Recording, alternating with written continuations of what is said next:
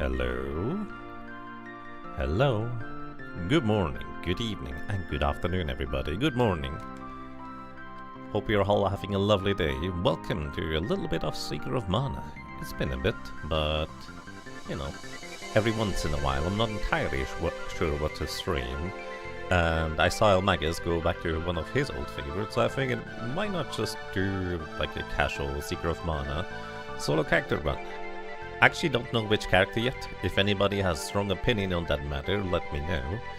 Anyways, welcome to Finis Colin, welcome to Thatvek, welcome to Quasical, welcome as well Vadlokar, and welcome back Quasical for 77 months.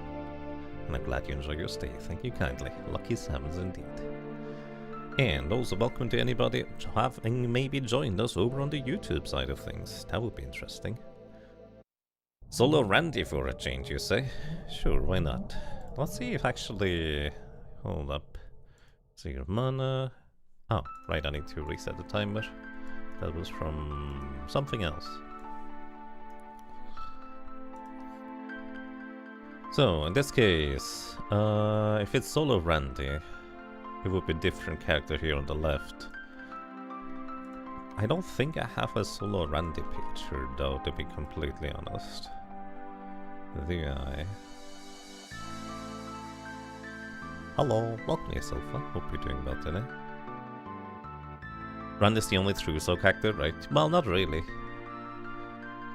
Unless you do whiff glitches in order to skip having to activate any of the magic orbs.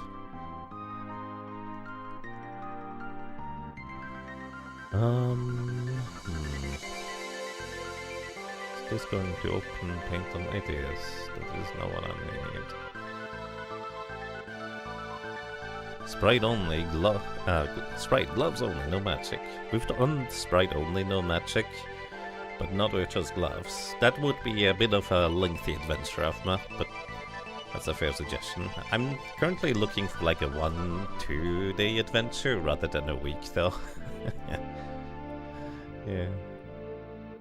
I was considering maybe just doing like punching only with the lady. Although I don't know if we can even hit Tropicalo with that at all. I'm pretty sure the gloves are actually one of the few weapons that literally cannot hit Tropicalo whatsoever. You started with Randy and have Solo Randy in the Sandcrawler? Yeah, but you still need the other characters to activate the magical orbs in order to get past things, so you still technically need them. I'm trying to see if I can find like a fitting picture for here. What if I put the view onto large icons? Maybe that helps.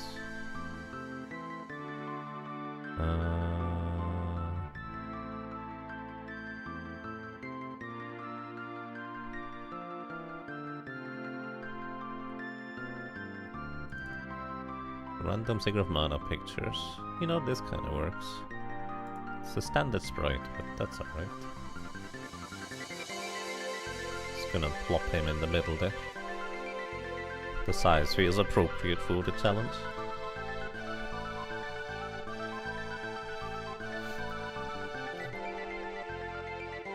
Purim punching only. You feel PPO, Purim punching only would be great too. I mean, this could be an idea, right? Just use the gloves when possible.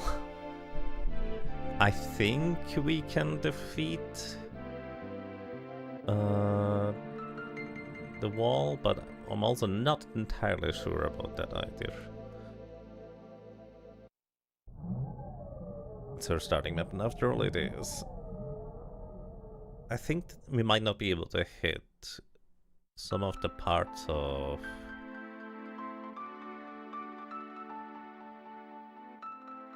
the wall phase. I guess we can try still. Anyways, welcome to Northrex, hope you're doing well. Anyways, does anybody else have a opinion as to which solo character we pick? And maybe like an additional thing to spice it up? We haven't quite decided yet.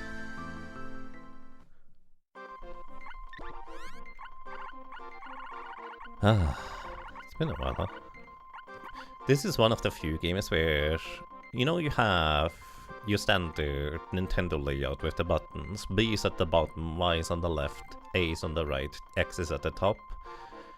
And normally, nowadays, you have A for confirmation, B for backing out of the menu. But this game kinda does B for confirmation and Y backing out of a menu. Blindfold? Again, that might be a few more weeks. You know what, I'm gonna go punch.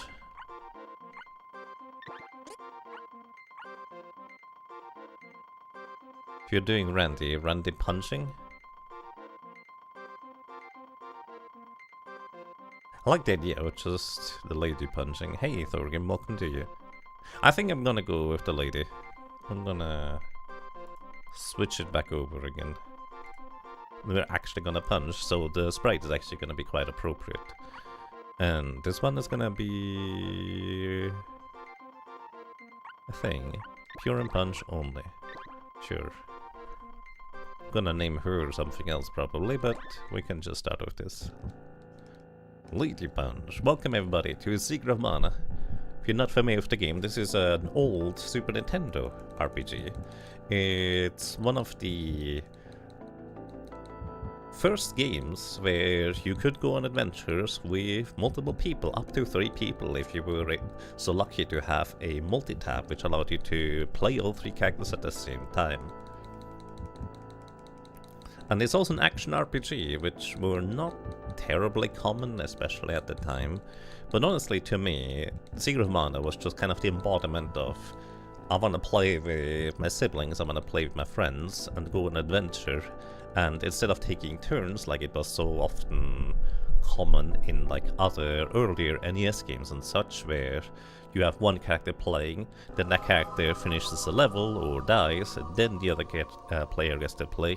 This one you can play directly with your friends. Unless you're doing a solo character challenge run, then there's just gonna be one anyways. So yeah.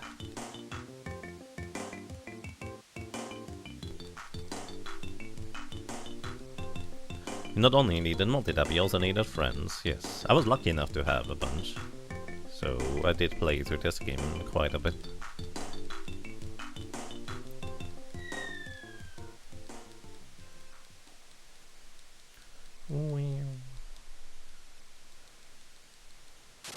You know, I just realized I can probably move the text here a little bit more centered. This was originally different text, so I just repurposed the text box. But this feels more appropriate. So yeah, we're just gonna run through everything. Extra challenge. Level all of Randy spell to 8.99. I think you start every spell at level 8.99.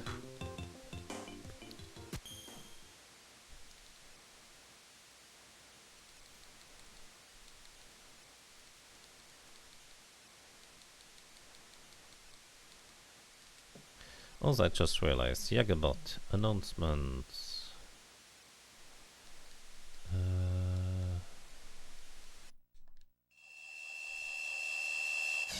Jagabot update we can delete. Well, I could delete it if I could see.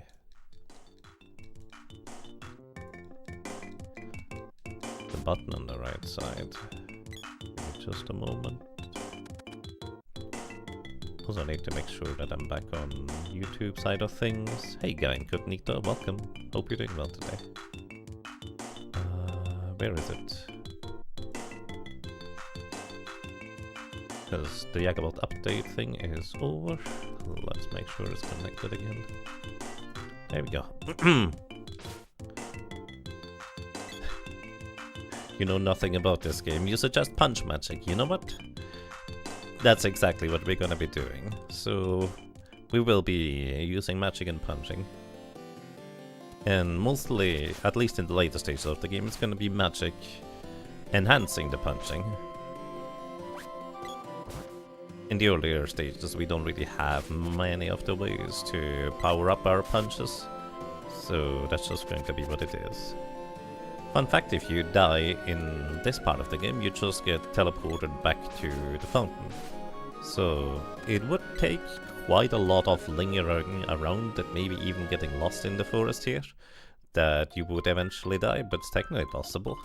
And normally the game just boots you back up to the title screen and you have to reload your last save, but very few areas have like extra little grace periods where you can just die and it sends you back to a certain checkpoint, reviving your character, filling you back up with your HP, and then you can try again. It's not often, but it happens. You helped, indeed.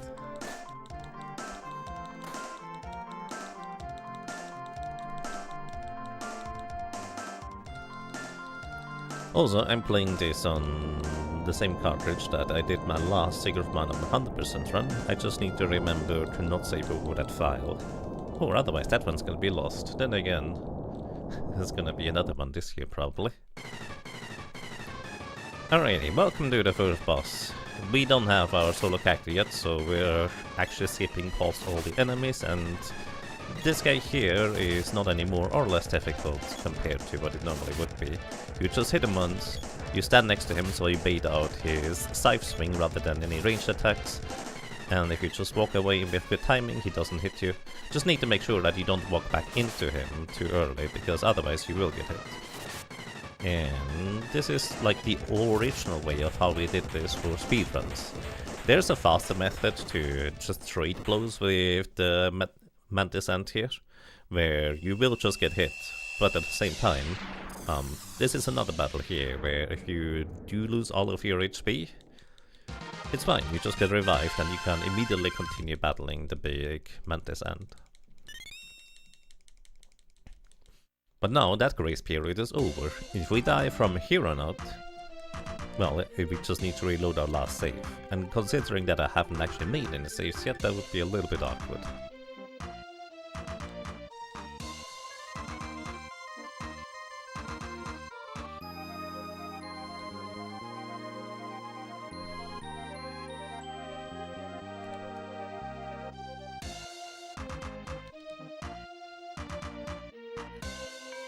One of the nice things is you can mash through the text boxes in this game with L and R and whatnot. Do we play this glitchless? I wonder. What's your opinion, everybody? I've actually been mostly doing most things glitchless recently when I've played Secret of Mana. So it would actually be a bit of a change of pace to actually use some glitches in order to advance our plot. We can't use the overcharge anyways, because that requires at least 2 characters, and this is a solo character run. Boo glitches. But we could use money. Actually, is money the only thing we can get early? I guess late technically we could get a mana sword, but practically we can't really get a mana sword. Because, well, that would require more than... No, actually we could set it up that we can get it with just a lady. Anyways, we need to talk to one of the guards that tells us this is Major Dyluck. We need to learn the name of this guy here. You can also keep talking to them until they start walking away into their mission, or their doom, whatever you want to call it. And basically, talking to them and learning the name of the soldier general, or whatever he is, allows you to get another cutscene afterwards, where the lady will, well, rescue you from goblins. Goblins being decently dangerous enemies as is, at this stage in the game, they would actually be capable of ambushing and deleting your character relatively easy. So the power level of the ambush for them to just capture you in a cutscene feels appropriate, I would argue.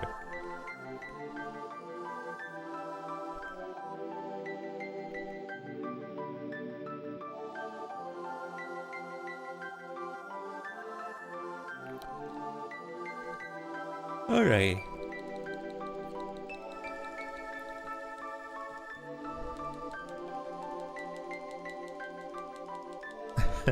And hey, Full Panda. Well, I'm glad you like the run, so that's nice.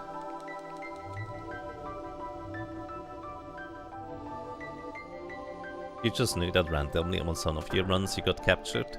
Yeah, I think the second time I ever played through the game, I was just really confused why the lady didn't want to join me when I went over to Pandora Castle.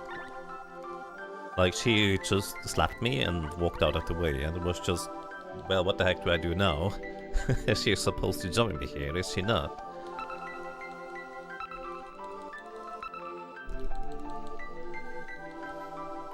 But, well, there are certain triggers that you need to hit. Especially the early game is full of little triggers and flags like that. It gets significantly more linear later down the road. Well, at least if you know where you're going, until a certain point anyways. There's usually still some branching decisions, but you usually travel all the paths anyways. Alrighty, so we're gonna go and save over this one. And then we just get outside. So, this is a solo character challenge run with just the lady.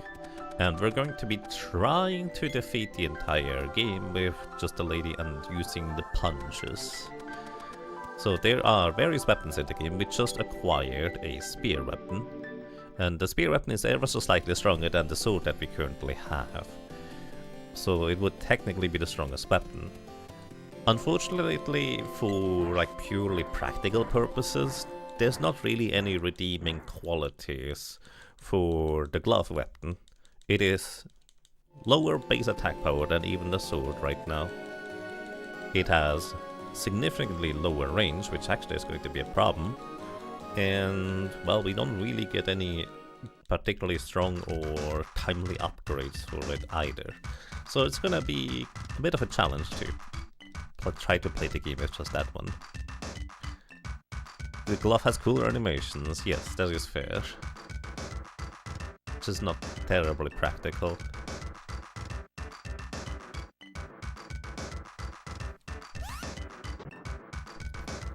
Alrighty.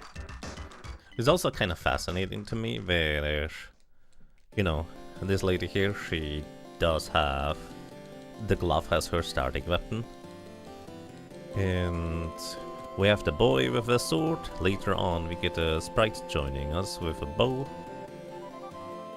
And it's kind of peculiar that she's just punching things.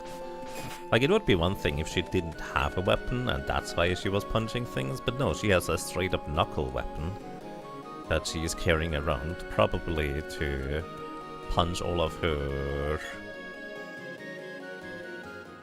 people that are trying to get her attention for marriage and stuff like that.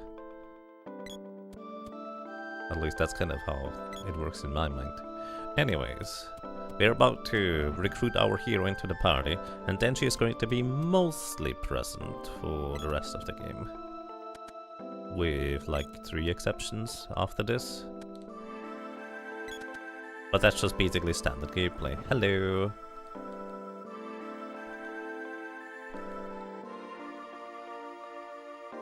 Great, I need help. I helped you, didn't I? It's your turn. We're going to teach that witch a lesson. We're going to save Dyluck.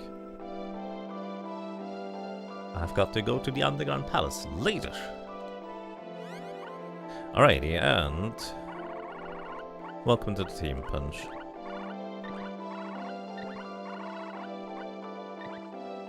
Hey, Baldanaconda.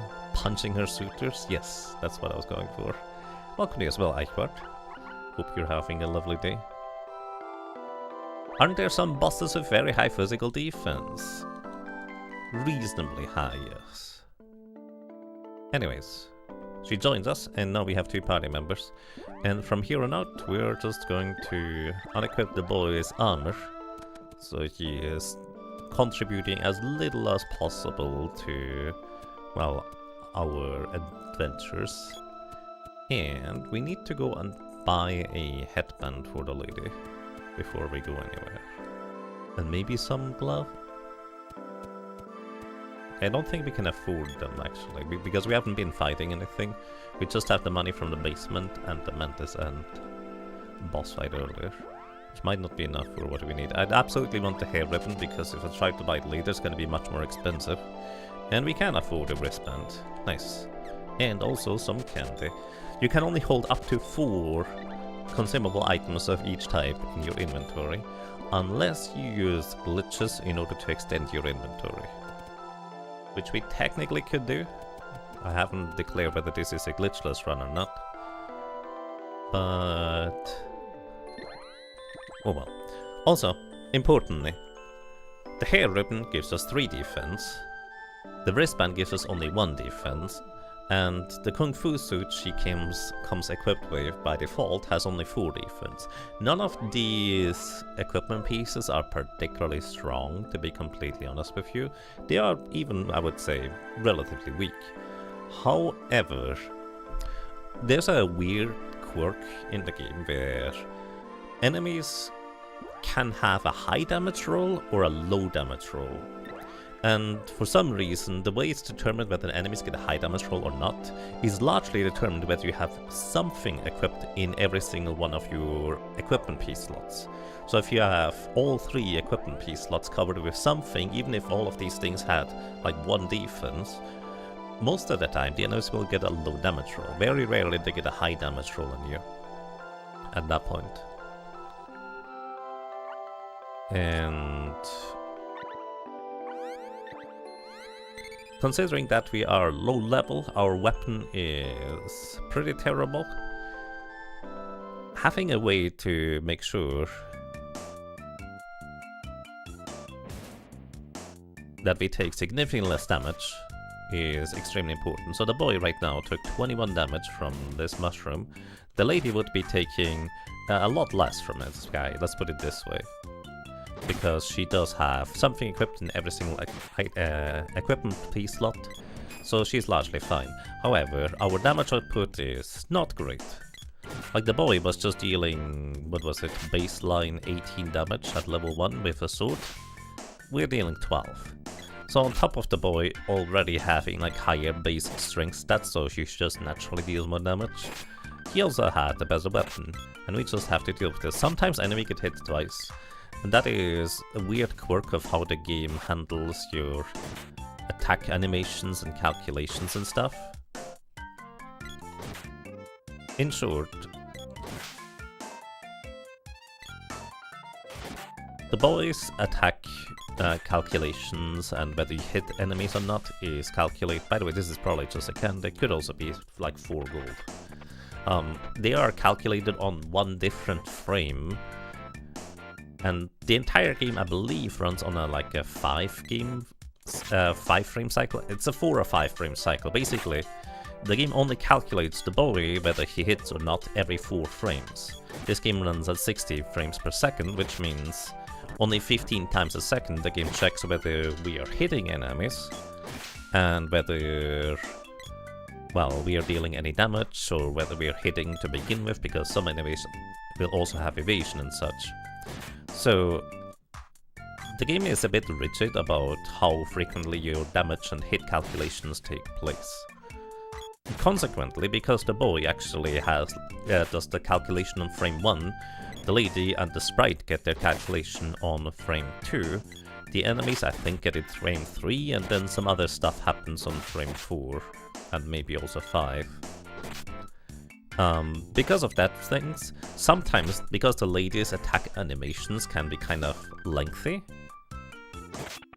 she basically gets to start hitting an enemy, and then because the animation lasts for more than 5 frames at a time, and the game forgets to check that, hey, you shouldn't hit an enemy more than once with a single attack, enemies sometimes get hit twice. This is specifically a quirk with the lady and the sprite attacking with physical weapons that have specific kind of animations, like this one right here.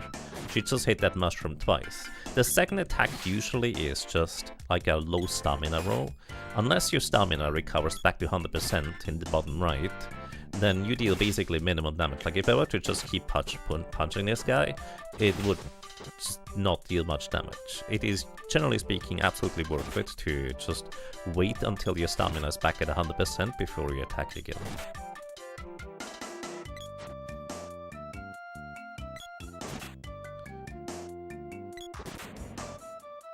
These enemies are still reasonably dangerous because they knock you asleep, they will get a second free hit in on you. But as you can see, we take dramatically less damage than the boy did earlier, thanks to having something equipped in every single item slot. This is why the hairband is so important. Level 3, good enough for a bit of safety for now. Let's go and save. By the way, ghosts cannot run, they can only walk, so occasionally we're gonna get stopped by, well, the ghosts trying to move fast. I don't need to sleep. Sleep recovers your HP and MP. We don't have any MP relevant things right now, no spells, so that'll be that. Streaky streak, indeed. You always found it weird how the punch gloves have unique attacks, but mostly see them when you spam the attack button. Yeah, that's actually an interesting point. So, when you spam the attack button, nothing right now happens.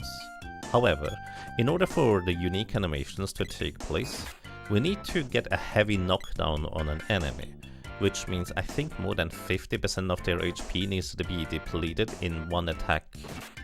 And these things have 60 HP, so 30 would be our damage roll that we need for that to occur. The flowers I think have like 36 HP, so we need an 18 damage roll. So we can't actually, I can't demonstrate this on flowers, but I could technically demonstrate that on rabbits. There's a suplex throw animation that you almost never see, yes. And very frequently it just deals no damage. For either because you have low stamina reason, because you spam the attack button, or because the enemy is just literally invulnerable while they're in the knockdown state. It's very specific to each individual enemy. Some enemies you can continuously hit whenever they're in a knockdown state. For example, these guys, we cannot. Let me actually give the boy the sword, because I need the sword in order to get through these plants. We have to get through here, or well, through these plants at some point. And, oops, I didn't mean to switch back. And unfortunately, the glove cannot remove the plants. So these guys, they always run away from you whenever you're too close to them. If you hit them, they go into this getting hurt animation. Very goofy. This getting hurt animation, actually you cannot deal any additional damage to them. They will always be invulnerable to more damage. I think they also have 60 HP, don't they? And again, it's very specific to the specific enemy, whether they are invulnerable to a certain damage, or to damage when getting knocked down or not. So yeah, we need to get through here, otherwise we will not be able to keep the lady in our party, so unfortunately we have to, you know, give the glove a little break. There's no mini-boss here because we have the lady in our party, and we specifically need her to interact with the statue, or more, we need the lady in our party and then interact with the statues, punching them or trying to punch them. We won't be able to cut this down without an axe. I don't know why statues in the way are a problem that can be solved with an axe, but who knows. Anyways, we need an axe. So this is the trigger for the lady to join you in going down into Gaia's navel, into the Dwarven village. If you do not interact with these statues, she is just going to say, hey, this is not where we're trying to go. I'm trying to rescue Dialog, who went into this forest earlier. You need to hit this trigger right here.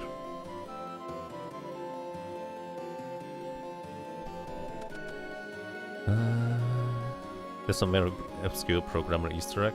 Right, we could have the NAS show up and stamina bar at the bottom. I forget the exact sequence. It's like you hold select A and tap R or tap L or something like that. I forget how that works. Like, it's really weird. Anyways, can we actually just walk down here? We can! Huh. Wait, I didn't know that.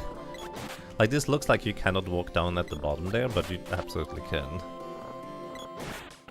So these enemies are easy pickings for us to just punch them, which is nice because they are decent experience and decent money. And especially since, well, our combat capabilities are rather weak, it's nice having an easy enemy to bully, I suppose. We leveled up, we deal 1 more damage. And sometimes we get whacked. Whacked is a critical hit. And we get ballooned. And balloon means that I can't do anything for about 16 seconds. It's a really, really lengthy stun. Normally when you have more than one character at a time, it's not a big deal. But we do not have more than one character at a time, so it is kind of a big deal. So, this I Spy thing has 100 HP. It will summon up to 2 minions for them. And if you damage the minions, it will try to heal them too occasionally, so we need to kind of knock it out first. Then we get to knock out more of these guys. So, as you can see, actually it's 25% of their HP in order for them to get into the heavy knockdown animation. As you can see, sometimes they go down and face first on the floor. That is the heavy knockdown animation for those. The bats always can take additional damage when you hit them, so that's a thing. So anyways, let's try to facilitate the scenario here. So, I want a heavy knockdown animation, then I'm just spamming the B button afterwards. Or, well, I'm just gonna attack one more time. There it is. Didn't happen this time. Let's try again. Okay, that was not the heavy knockdown. That is a light knockdown, or... Okay, whether you get a high damage roll or a low damage roll is random. You're favored to get a high damage roll, but it's not guaranteed. Yeah, I might need to spam the attack button in order to have any chance for this. It's kind of weird. Anyways, so there is a weird quirk in the game that is... I don't know. It feels like a mechanic that meant to have a purpose, but doesn't actually do anything. In short, sometimes when an enemy is in a heavy knockdown state, when you deal 25% of their HP in damage in one swing or more, you can attack with a character, and if you're close enough to that enemy, you will actually start doing the special attack animations of a level 1 charge attack. On most weapons anyways. The glove is weird in that it can actually trigger like a suplex attack where you throw the enemy over your shoulders. Actually, that's not a suplex, is it? You just throw the enemy over your shoulders and such. And it's kind of strange because that doesn't really feel like it's implemented properly, because while it plays the level 1 charge attack animation, it's still a regular attack. So instead of just a regular swing, you sometimes happen to get like a very slow animation attack. Which on weapons like the spear, where the level 1 charge attack animation is just really slow and awkward, is not particularly desirable. On the sword it's actually quite fine, because it gives you a nice and fast like swing arc of your weapon, so that's pretty good. On the glove it's also weird when you get the level 1 charge attack, because it's like a series of punches, but you only hit an enemy once with a series of punches. So even though our character attacks 3 times, the enemy only takes 1 hit in damage, and we have to wait extra lengthy until the attack animation is over. But yeah, if you hold down the B button in this game, you charge up an attack if you have leveled up that weapon to the next level. Each charge level increases the damage you deal by 50%. Also, I guess this enemy got hit twice, because the lady's attack animations are just weird. They're not supposed to get hit more than once with a single attack. And the secondary hit was only 2 damage, which indicated that it was like a low stamina roll attack. Anyways, this is our charge attack.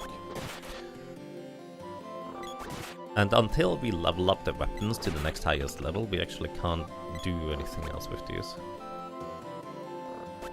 You wonder if it was intended to be like a knockdown team-up attack mechanic or something, when the enemies knock down and deal different attack animation? Possibly. I feel like it feels like a half-implemented idea, where it was kind of like they thought having different potential attack animations when you just pile up on an enemy. Like the boy hits an enemy, he gets heavy knockdown, and the lady comes in and just hits, like, dealing extra damage like that. It feels like that was kind of the intent of it, but because it just deals normal damage, it feels not very, like, implemented, if that makes sense. Fun fact, ghosts absorb arrows. So the boy is actually just protecting the lady from the afterlife. That chest contains nothing useful. 50% of the time it's a trap, if we don't have a high enough agility. And it's a bomb. I believe that is a percentage of your HP in damage. It's not a high percentage, so it's not usually particularly dangerous. Poison, at this point of the game, is one of the more annoying status effects because it is quite a lot of damage over a certain period of time. Level 6. You know what, that's good enough, let's leave. I say it's good enough, but I actually don't even know if we have enough money. We came mostly here to inform the lady that this is not a place where we can go to. By the way, when you save the game, what the game does, it checks where you have last entered the area from, and then saves that location where you entered from into this area. So because I just came from the upper area here, from the warp, that is where my save would actually reload me.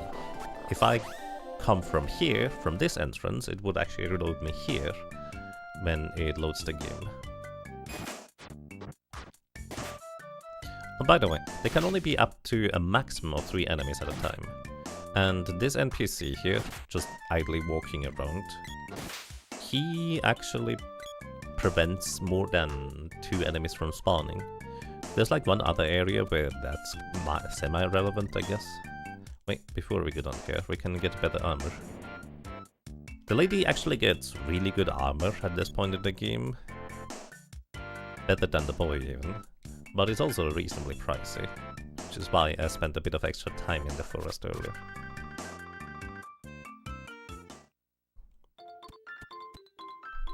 Let me actually update the stream title because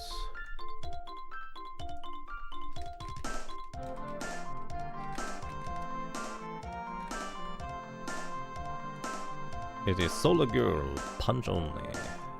I'm probably also gonna change the title for the YouTube side of things. Give me just a moment. Where is my... There it is.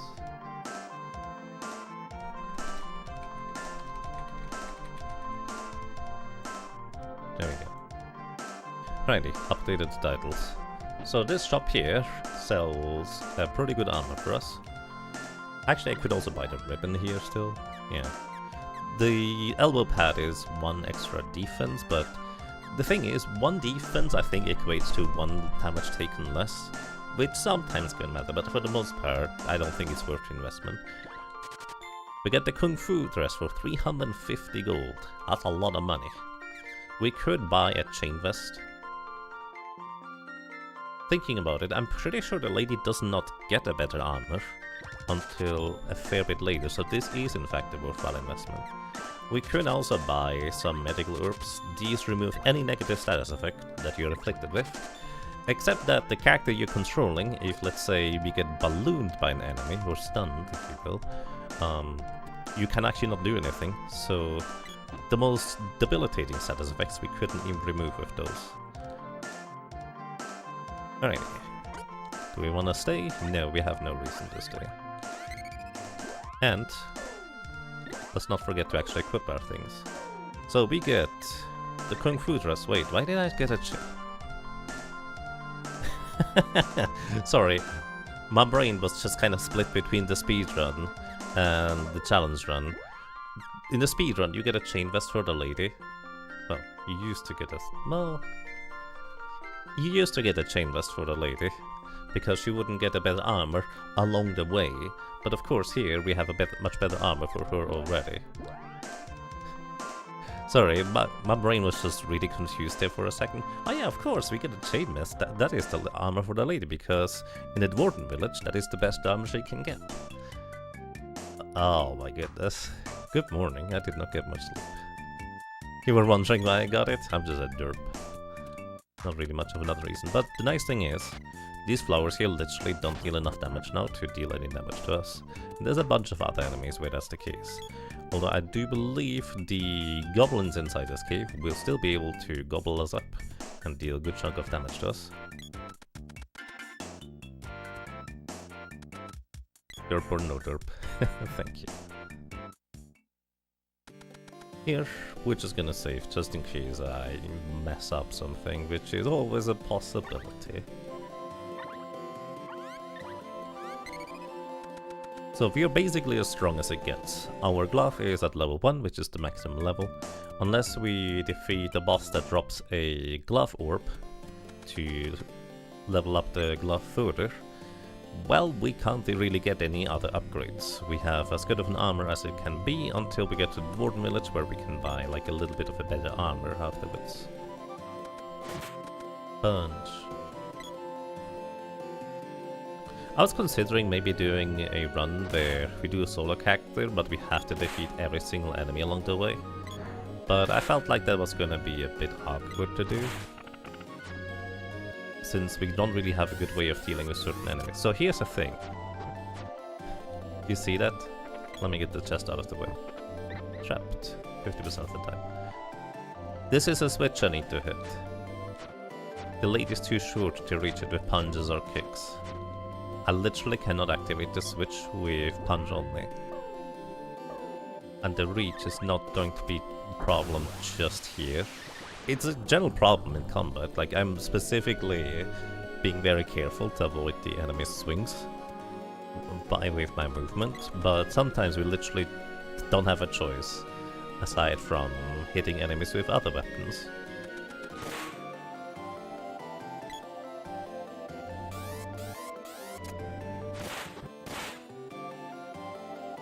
It's like one of the few times where charging up your weapon is reasonably effective. Oftentimes, let's put it this way, charging up your weapon takes such a long time that it's hardly worth it. We get the magic rope.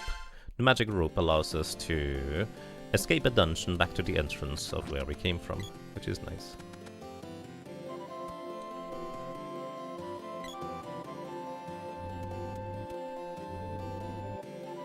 Oh. I'm not used to having a follower around here.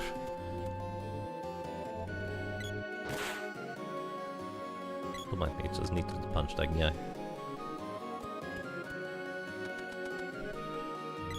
And another switch we cannot hit. I do wonder whether maybe the suplex move would have like a larger hitbox and we technically could suplex one of the enemies into the switch. But I would be extremely surprised if that was even remotely a thing. Plus, I don't know if we can trigger the suplex. I wonder whether you need actually a higher damage threshold to suplex an enemy. Anyways, consider the sword just to be a key to get us past bushes and switches that are otherwise out of reach. And we're gonna get another equipment upgrade, and this is going to be our best equipment for the foreseeable future. Because while there is going to be a slight bit of equipment upgrade for defense purposes, the power wrist is exceptionally important for us. Because it doesn't just give us better defense than what we had until now. Most importantly, it gives us +5 strength. So for the boy, +5 strength is the equivalent of him leveling up 5 times to deal more damage. For the lady, it's like 7 to 8 extra levels, because she doesn't gain a point of strength every level. So having that thing is incredibly valuable. Also, I forgot I need at least 50 gold in order to watch the Dwarven show. So let me go and sell my old equipment, I suppose. That hopefully gets me to... Oh yeah, that definitely gets me to 50.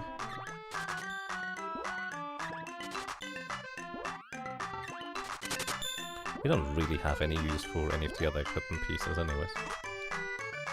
You're gonna have to use the axe and the whip occasionally too, yes. There's just not really much of a way around this, unless you do a solo character challenge run of the boy and decide to use a credits warp glitch by doing an arbitrary script execution glitch.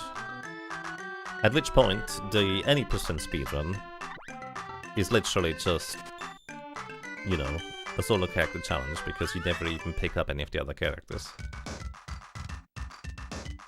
So for that purpose, effectively, when we need to use other tools, be those weapons or spells, we just use them to open up the passages briefly revive other characters if needs be, and then move on. Unless we want to fundamentally change the game in some other way. That's just how it is. By the way, it is faster to go around down here because the 2 screen transitions actually end up slowing you down so much that it is faster to take a longer path.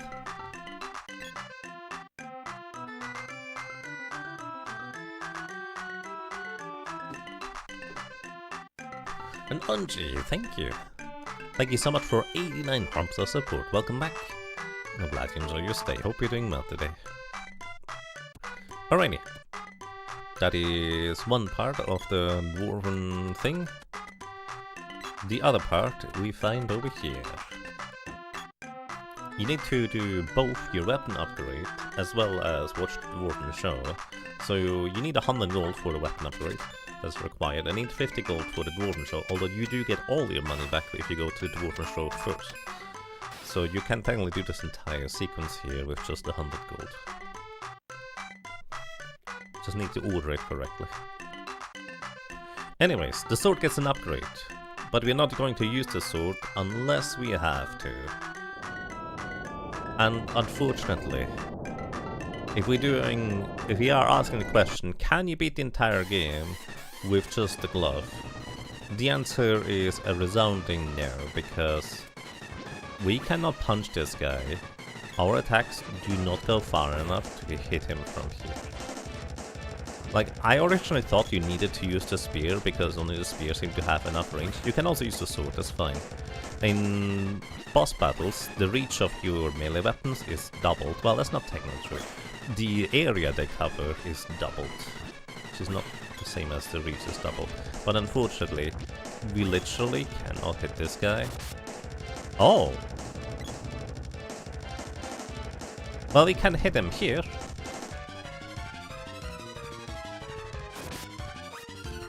Oh!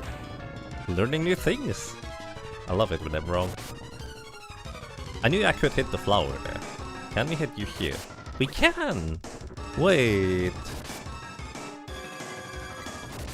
I swear you couldn't do that, but you can hit this game.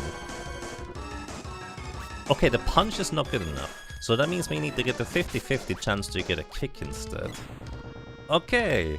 That's awesome! I love it. How long are her arms? The arms are just too short, but her legs are given the extra reach. It's also specifically from below, but oh, we might not be able to hit here. No, we can. Okay. Today I learned. That is amazing. Don't skip leg day. Her kicks are just stretched that far. Which attack animation we get, by the way, is random. Usually when you're far enough away from an enemy, you do get the, well, one specific attack animation, and it seems to be the kicks for the glove weapon, which is good. Oh, but sometimes he punches anyways. Usually attacks or weapons have like 2 different attack animations possible, and it's just entirely random which ones you get. It's a 50-50 chance between the 2, assuming you're close enough to an enemy to trigger both of the attack animations. Considering we mostly get the kicks though, I will guess that we are just ever slightly out of reach usually, so we don't usually get the punch. Okay, that's cool, I don't have to do a thing. That means we might be able to defeat the wall phase. Okay, that's a punch. That might be able to defeat the wall phase. Get kicking as well, if we're lucky. There we go. How long are the lady's legs? They reach all the way to the ground. Evidently. Okay, so there we are too far away from the enemy, so it's just a random which attack we get. Also, sometimes this guy decides to not dive down after he gets hit.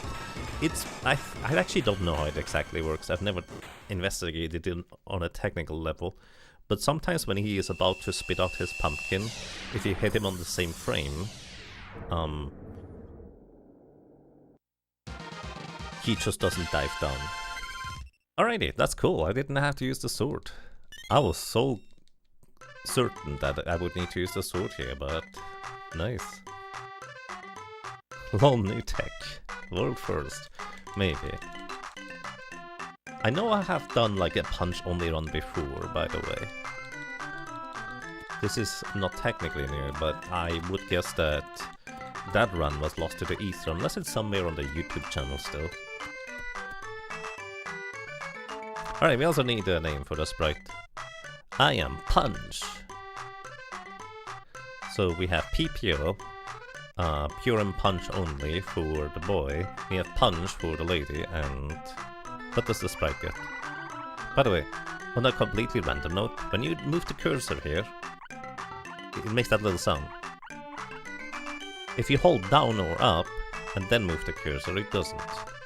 This is like a leftover from the Japanese version where you have like multiple rows of characters you can possibly input rather than just a single one. So it's kinda weird, you can scroll through this text box here with no sound.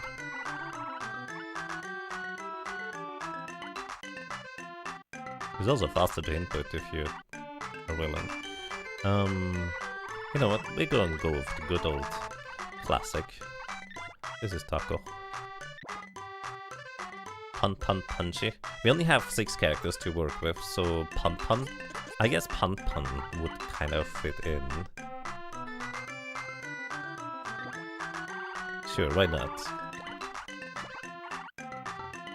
Yeah, also no lower or uppercase or numbers, so Pun Pun. Yeah, I don't know. I'm not using that many puns in this game. Intentional or otherwise. I'm gonna go with Taco, the good old classic. Nux.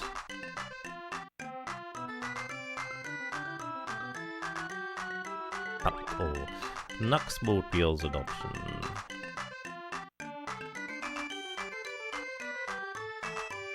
For some reason, reading the word Nux just makes me think of Canucks.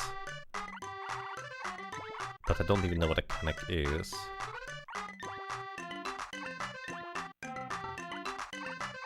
Was that a Dragon Warrior thing?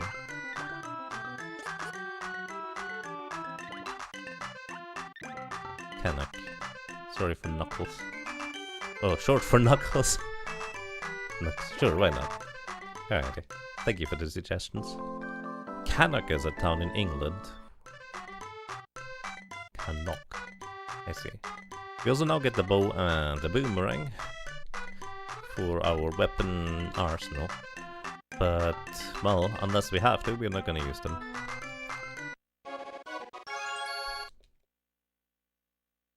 Which weapon orb did we get? I think it's the spear orb, isn't it? So we're still gonna be stuck with a level 1 glove weapon right now. We also need to get an axe in order to be able to proceed further. A Canuck is a slang for Canadian. Huh. Interesting.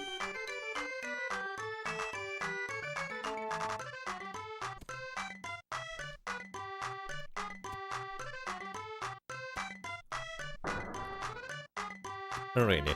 We could technically upgrade our weapons at once, but again, the only weapon we could upgrade technically right now would be the spear, but there's no point in doing that if I'm not gonna use the spear, unless I have to.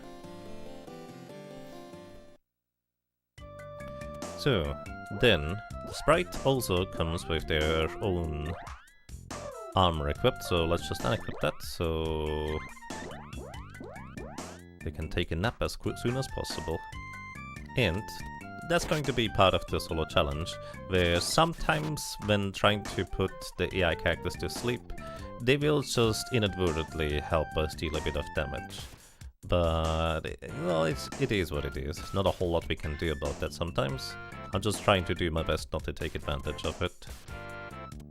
Because, well, solo character means we have just 2 ghost buddies following us. For the most part. Bran from Dragon Warrior 2 is English. Is his name always Bran, or was that the one where it is based on your main character's name? What his name is? Right? Come around, please. the amount of damage they will deal will soon be statistically 0. Something like that.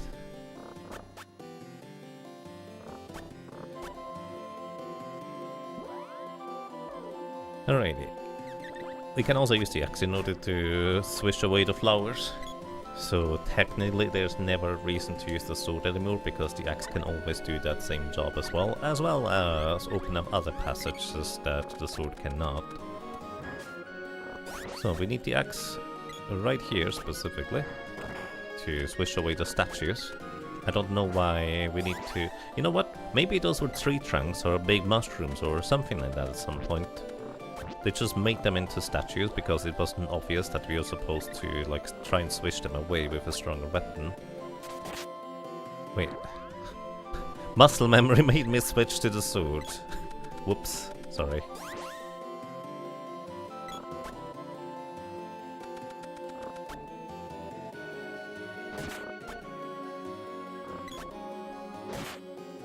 Run invalid. Maybe. Surely. It's fine. I think these bats don't deal any damage to us because we have too much armor. They do usually do their like lunge attack when you're ballooned. When your character is ballooned specifically. But also,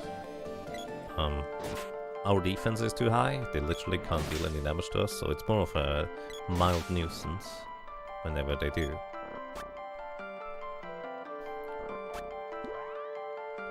How to get past the stakes without using the axe?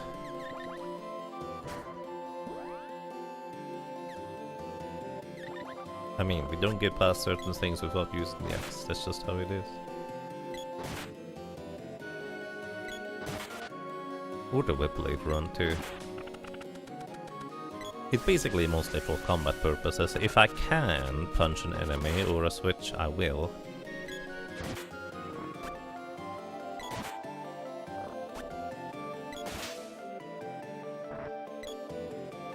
But yeah, I guess so far we are still playing this glitchless. If you're planning on doing a solo character challenge of your own, there's a reasonable argument to be made to use glitches to get money early on, because farming money can be a bit of an annoyance. But at the same time, if you want to have a few extra levels anyways to survive, then farming money is not all that necessary, or using a money glitch is not all that necessary because you're going to, well, try to punch past these guys anyways. Alright, so what I'm gonna do here, I'm gonna play it safe, because these wolves notoriously can just combo you. Like an individual wolf can just stun lock you and you can't do anything about it. They don't usually do this from full HP, but effectively, if I have a full HP, it's very unlikely with the amount of armor we have that they will just combo me from 100% to death, although still technically possible. But I figured might as well just heal back up to full. Are there sprite replacement mods for Secret of Mana? I don't know, maybe. There's randomizer. I don't think sprite replacement is much of a thing there, unless that's a new thing that some people implemented recently.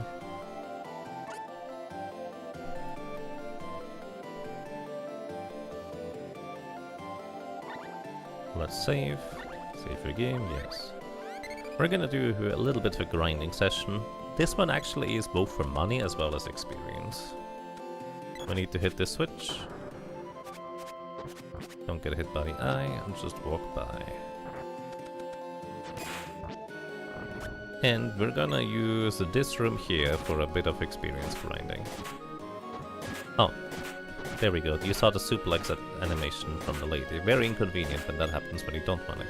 So these chairs have less range than I have with the glove. And because I am further to the right than I am down, they're trying to go to the right first. But there's a table in the way, they can't just get to me. These chairs give good experience and money for how relatively easy they are to take down. You can actually just indefinitely stun lock them for the most part, except where the glove sometimes gives you the wrong attack animation. it can make that a bit more awkward than it needs to be. Right. I'm also specifically waiting until they jump to the right at least once. Because if I don't wait there...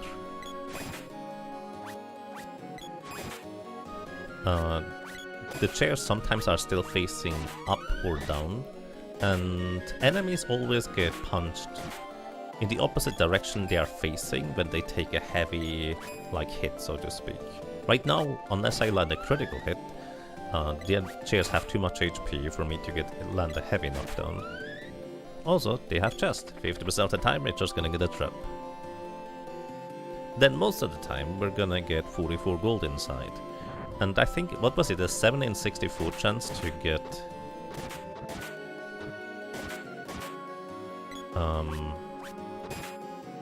the rail drop, which is a barrel, I believe? Barrels are a very powerful type of item in this game. Very powerful. But they are also extremely expensive, and you can only buy them in a select few places. So casually, there's a high chance you don't even know what barrels properly do, or you don't get to experiment with them because they're so prohibitively expensive. Has Secret of Mana gotten decompiled yet? I think a large portion of the game has been analyzed and decompiled and also put into like randomization projects, if I'm not mistaken. But I don't know if there's like a full decompilation thing out there anywhere. The downside of all the chairs being desynchronized, I can only hit like 1 or 2 at a time sometimes. Also, suplex. It didn't even deal any damage to this guy. The lady just grabbed the chair, threw him behind her, dealing no damage, and just put him in danger. These things deal a good chunk of damage, and if there's more than one, they can combo and stun lock me to death. And it's actually reasonably likely, if I get hit by more than one, that this is something that will happen. So I need to be reasonably careful here. You would say replacing like Randy with Kevin. But yeah, I think, again, because one of the chairs was in like a knockdown state, that's when the punch or the glove's special suplex or throw animation can happen. It's reasonably rare for it to happen. I think it's random, but I also don't know the extent of what the exact conditions are. As you could see earlier though, she doesn't have to be particularly close to them in order to suplex, well, throw them over her arms.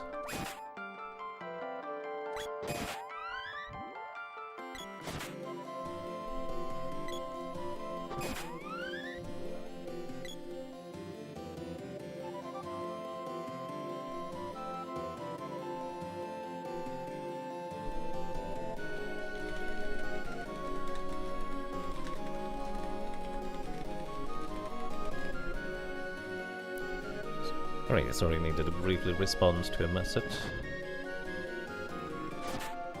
Normally I do this after streams, but for one reason or another I have disabled streamer mode in Discord right now. Because I was curious about something. That's a judo throw, not suplex. Yeah. I have to admit that mostly just calling it suplex because somebody earlier in chat wrote suplex as well. My brain like, oh yeah, that seems about right. It's like a karate or judo move or something like that. You're level 8. I think level 8 is sufficient, probably, for us to move on. Well, it definitely would be if we were to use the spear as an upgraded weapon right now. But we're using the glove, so maybe a little bit of extra leeway is in order to survive a bit more. I believe a while ago, Zatox attempted to do a solo character challenge from the Secret of Mana, where he was just using the sprite and no magic, as well as no damage cancelling. But I believe his adventures got a little bit too ambitious there, because the solution to the fire gears would have been to grind for a long time if you were to just stick to that very rule set very strictly. But it kind of made me curious on what level we would need to be in order to survive a spell from the fire gigas without damage cancelling with a solo character.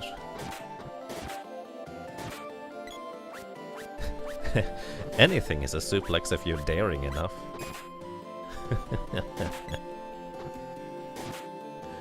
Maybe.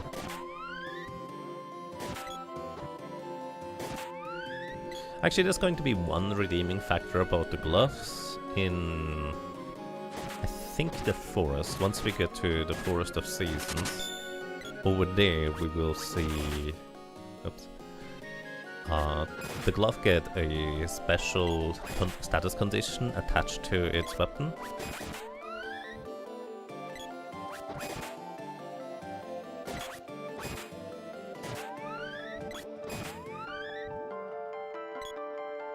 Which will put enemies to sleep. I think the Moogle glove is it?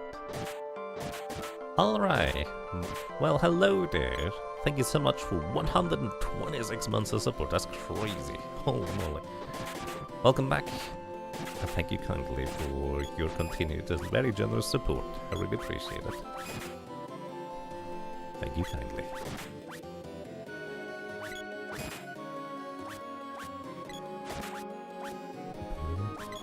Also, I was considering maybe just doing another Final Fantasy V Forge Up Fiesta instead of doing this run here. But I kind of wanted to have something a bit simpler. So I randomly had the idea of doing a solo character challenge run with one of the characters. And punch only. With Purim. Ended up being chosen. So, as a heads up, the next game I would like to play through, I have actually a very narrow set of games in mind. However, I'm willing to expand that list if more people have more ideas of things that might fit into that little spectrum. What I'm thinking of is there's old PC DOS adventure games. And I was kind of inspired to maybe look into that after playing through Might and Magic 9, which kind of is very reminiscent of those older games. Please stop throwing these guys, because you're just putting them in a mud position. That makes it dangerous. It's random when it happens. Anyways, I was thinking of something along the lines of Might and Magic 3 could be an idea, but there's also another series that is, I think, more well known in Europe. I forget what the series is called, but one of them was like Shadows over Riva. Realms of Arcania. There's like a trilogy, I think, of games with Realms of Arcania. It's one of these old games that I have played a tiny bit, like the third one in the series.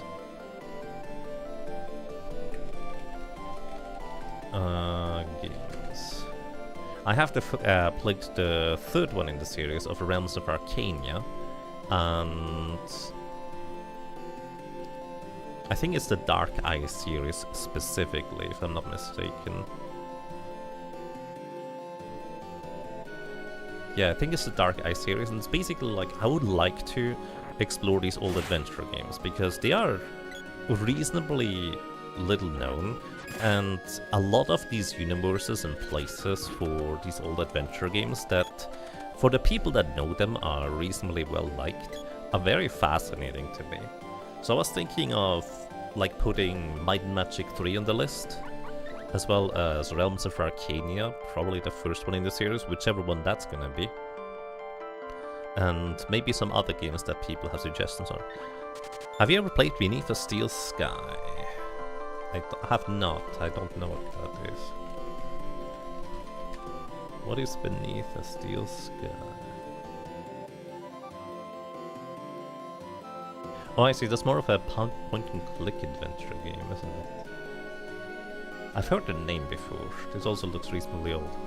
For reference, the type of game I'm thinking about for the list is more in the realm of dungeon crawlers. like old school tile-based, grid-based dungeon crawlers. Maybe I put a wizardry game in there or something. Anyways, we need to buy some supplies.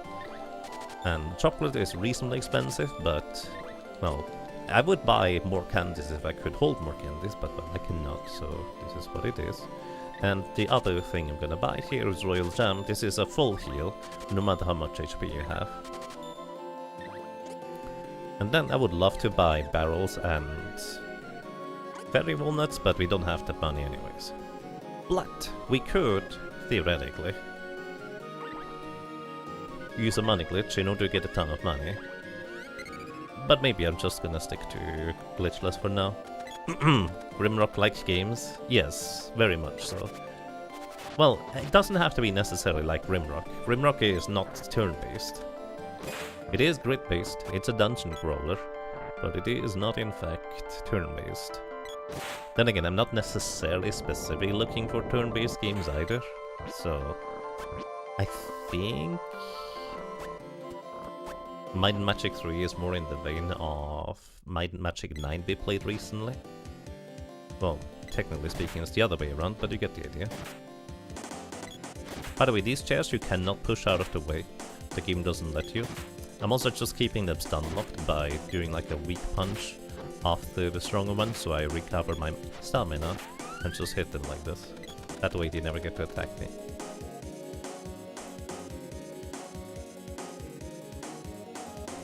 The Wizardry games are nice, but especially the earlier ones are very unforgiving. Yeah, the Wizardry 4 is especially notorious. I don't know which one of the Wizardry games I would put in there. Maybe 5? Is there like a Super Nintendo version out there for that one? Although I'm not sure if that's the one you should play.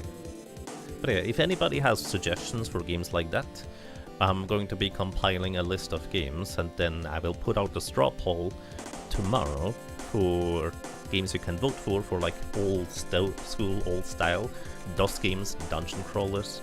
Maybe I'm putting an Albion in there, because it's also one of those games that is in the back of my mind since a long time.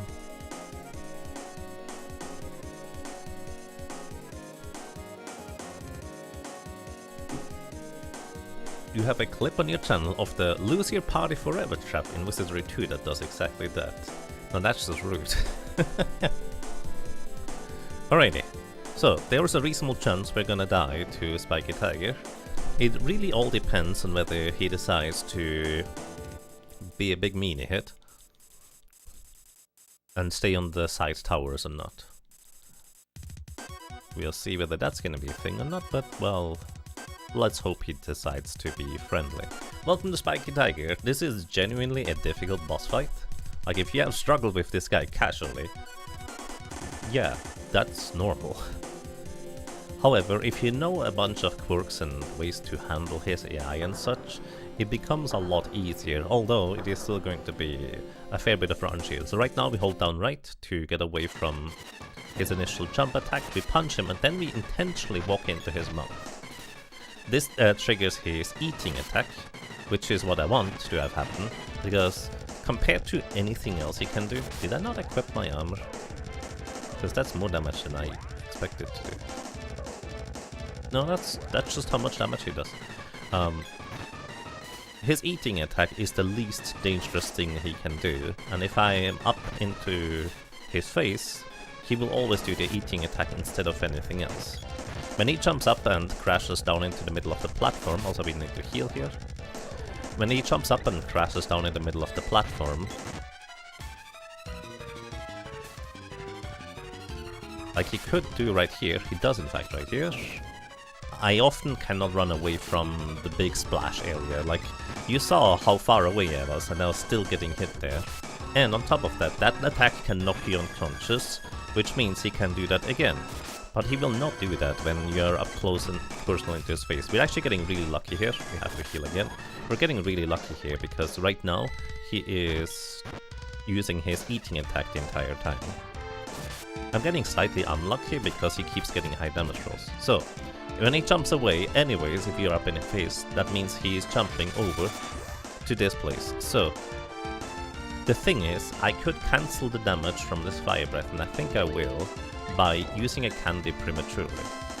most spells you cannot do this with, but this is considered, weirdly enough, a physical attack.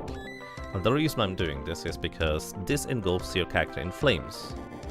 Fire Bouquet is fine, it's just damage. It also reduces my attack power, but it's still fine. But the Fire Breath has like just a straight up chance to just murder me. Because it will deal damage over time, and if it just keeps spamming more and more spells, and I can't heal in between, we might just die to this. Fire Bouquet, we survive. Come on, jump down, dude. We survived this, probably. They didn't! Exactly enough damage to knock me out. I was trying to play it a bit risky there. But as you can see, if he just is over there on the pillar, normally you just whip out your bow in order to hit him, because for some reason, I think one of the sides you can't hit him with the boomerang at all, you can only hit him with the bow. I think it's side-based, maybe I'm wrong. Anyways, the bow can always hit him. But yeah, if you're just getting unlucky and he just stays up there forever, I can't hit him with a glove. And because this is a punch-only challenge, or well, punch and kick really, that's just going to be the luck factor we have to get through here. Hardest boss in the game? Arguably, yeah. Spiky Tiger could just be... You can throw these guys? Alright, so the reason why that's surprising is because these chairs, you cannot push them. Like the other enemies you can push around, but you cannot push these chairs around. Apparently you can still throw them over your shoulders.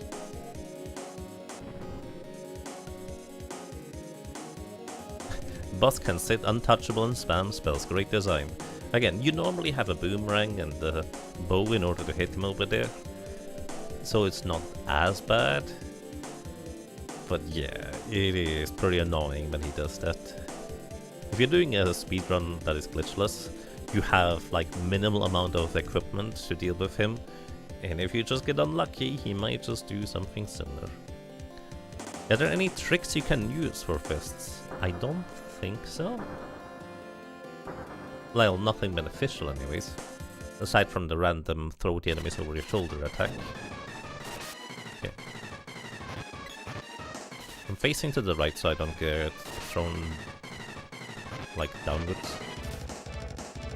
He's getting high damage rolls all the time.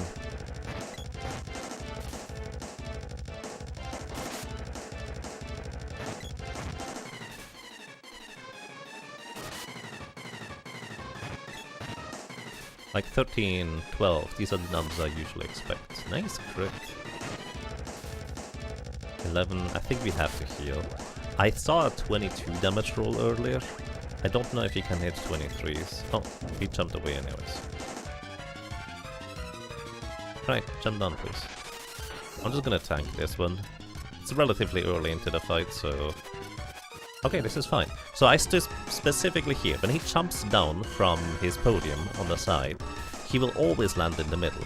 If you're the sprite, if you're the boy or the lady, you can actually avoid his damage by facing up or down and standing in this position. You will not get hit here. The sprite actually has too wide of a hitbox, so they will get hit by this. But the boy and the lady are just, like, short enough, if you will. Alright. It is pretty good so far. And it immediately jumps back over there. Here, I think on the left side you might have more leeway. I don't know if the sprite can still not get hit there. Maybe I should have healed there. Because he can just keep doing this if he feels like it. Yeah, I might be dead here. Oh, no, I'm getting lucky. I'm getting really lucky here. Good thing I positioned myself properly. Now we need to heal. Thankfully the heal goes through before the damage, although it will delay me, and he will get to eat twice.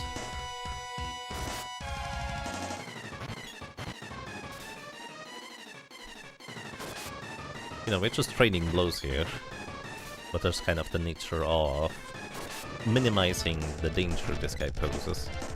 This is actually, generally speaking, good strategy you can do even casually. You just feed one of your characters to his mouth, that way he doesn't do the big jumping or the pinball attack and such. You're significantly safer than you would otherwise be. You can also use medical herbs in order to cure the flame attack. because all negative status effects can be cured by using medical herbs.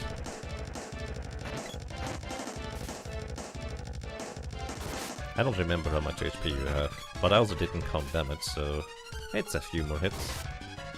Probably. Okay, 24, I think I should probably heal. So this is why we needed all of the other healing items too, because 4 candies would not be necessarily sufficient. Do I just tank it here? Yeah, well, Fire Bouquet doesn't engulf us in flames, so this is fine. This one... it's risky to do, to not just cancel the damage. This is fine, because I should be able to heal before he gets to do it again.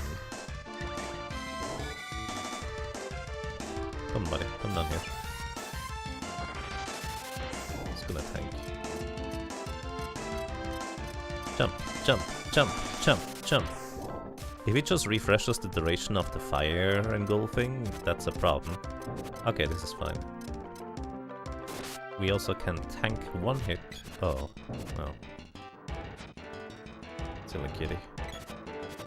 Okay, that's fine. Nice, we got him. Here, kitty, kitty, kitty. We got him. Very nice.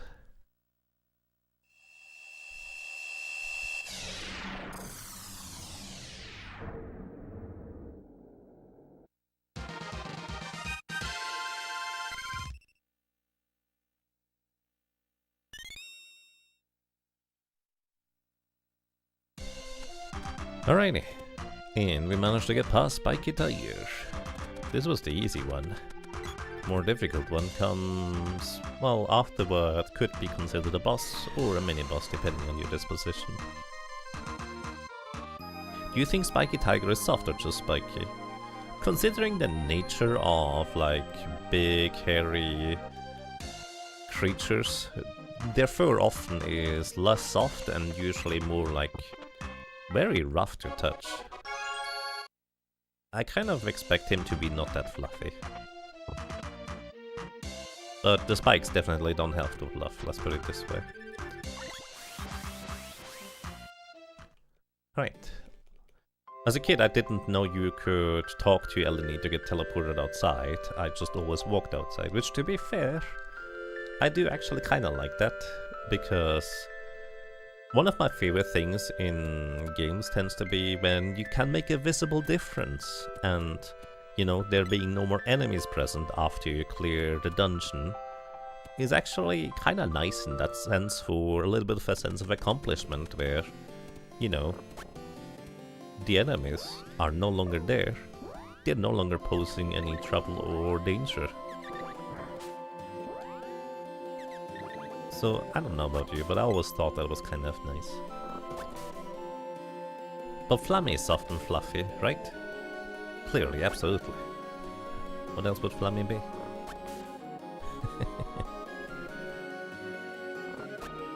Now you want to go to the zoo and ask the keepers if tigers are soft. I would be very surprised if most of the keepers knew, but I guess maybe a zoo veterinarian would have information on that. Beneath the Steel Sky is free on GOG if you do like trying it. That's fair. Thank you for the information. Actually, I didn't know that. I guess one of the advantages of these old, like, games is when you do get them on GOG, they're often just exceptionally cheap, like especially compared to newer titles. Sure, they do often also show their age via having rather questionable means of progression, playing, and all sorts of other nonsense.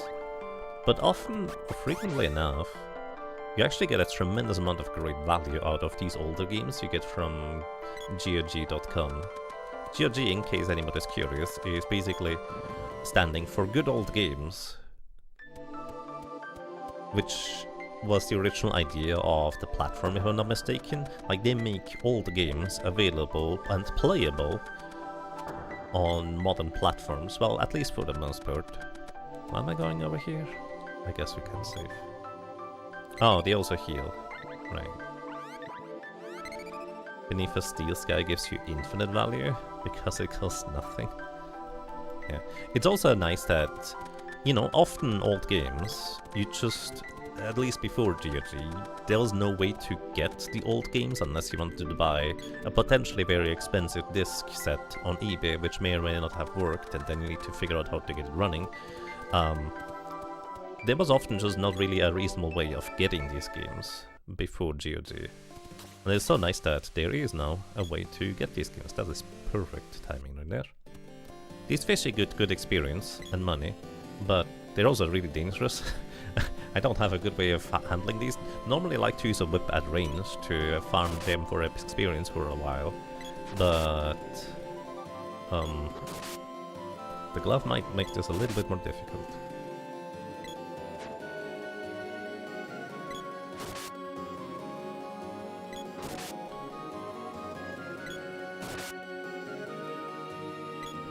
This guy has technically a grand total of 600 HP, but when he drops below 300 HP remaining, he's gonna transform into phase 2. If you manage to knock him out from above 300 HP remaining to 0, then he just straight up dies without, well, actually with transforming, technically. You think this guy is soft? Maybe. Anyways, this then transforms into this guy. So we are actually intentionally just standing diagonally away from him, because if you stand in an orthogonal direction away from the lizard, he will just Yoshi tongue you and deal a bunch of damage while you can't do anything in the meantime. But because his AI is so simple, he only walks towards you. But he doesn't really check for his positioning, so right now he's close enough to us that he doesn't want to move, but far enough away in an orthogonal direction he's not going to actually hit us. Also, he can heal. He will heal 3 times total.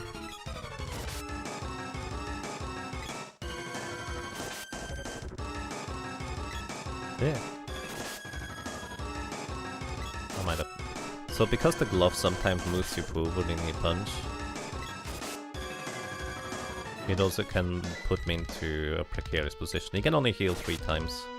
So, while he has, what, 777 HP I believe? It's more like 1300 HP really. But there's also no real danger as long as you play properly.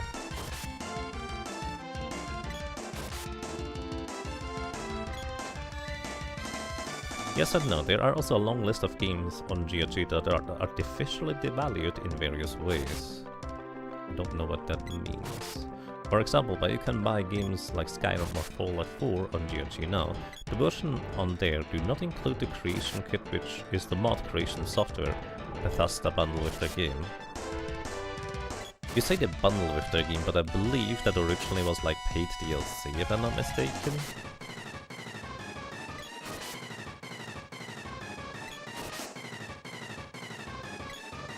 Not GOG's fault in many cases, but something to be aware of, yeah. I mean, GOG basically just provides you a way to play games.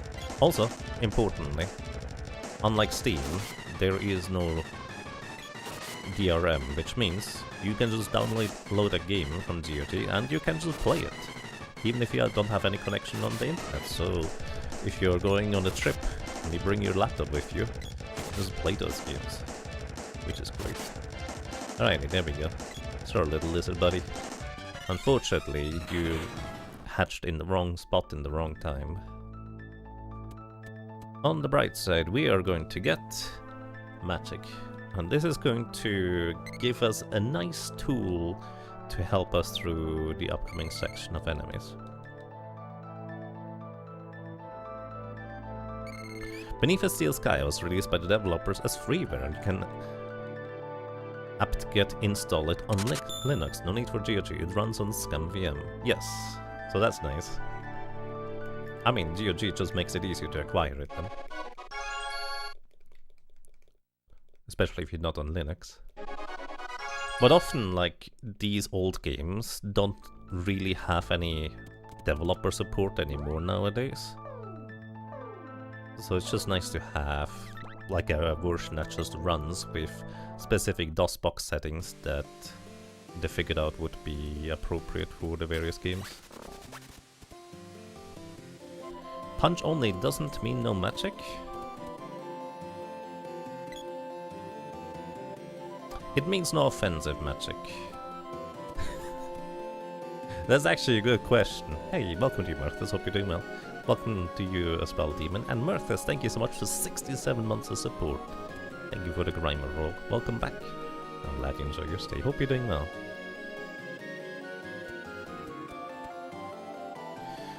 Alrighty. That is actually a very interesting question. So I think I'm not gonna deal any damage with spells, which would definitely make a lot of encounters a lot easier, and also make at least one encounter significantly more dangerous. But this was just supposed to be like a short-ish little challenge run for fun on the side, so I'm not going to worry too much about absolutely not using any spells whatsoever. I will be using spells. Also, by the way, this guy here sells all the items for double the price, so it's 300 gold for a cup of wishes, which also means 900 gold for a barrel. Normally 450 gold would be affordable by now, but yeah, not really for us. Oh, doing well by Kunste. Alrighty, hope you have a lovely day. Thank you for dropping by. Take care. Okay, so the sprite gets offensive spells to cast on enemies, which spells in this game are very powerful, very strong. The lady gets defensive and buff spells, which are powerful in their own right, just in a different way. I'm gonna wait until he chops, and then we run past. You can't cannon travel unless all party members are alive. And I would like to cannon travel here.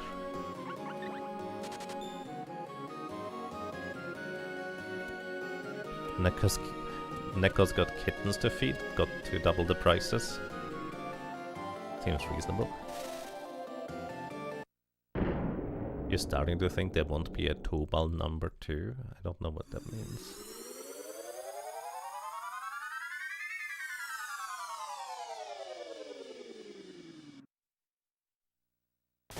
It was always fun to land on this bee. They're called buzz bees. More like wasps, really.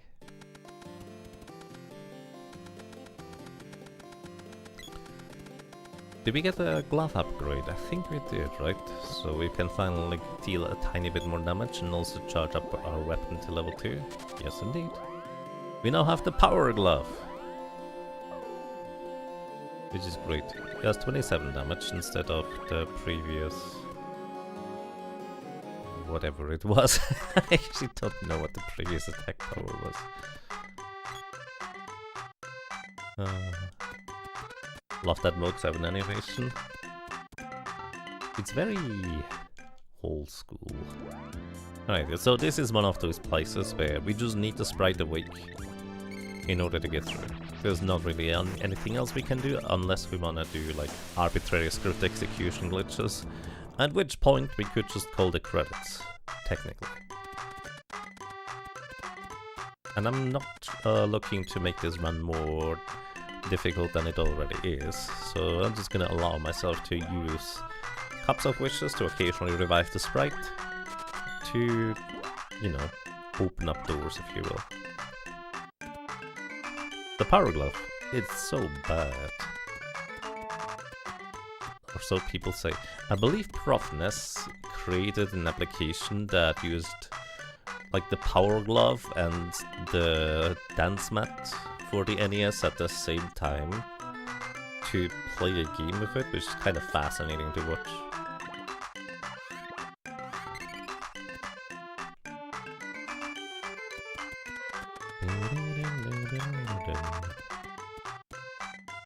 Alrighty, we do want to have level 2 charge attack on the glove before we do anything else. So what I'm gonna do here, I need to find a place where I can grind a little bit of money and experience.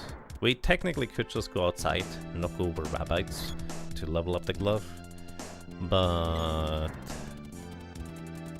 I don't remember what level it was where we get like 1 extra mana or MP. Oh, we already have 10. MP gain in this game is a bit strange. You don't gain MP every single level at the beginning, but the later levels you get, the more MP you get, and at some point you just get like 2, 3, 4, 5 MP per level once you start getting to the higher levels.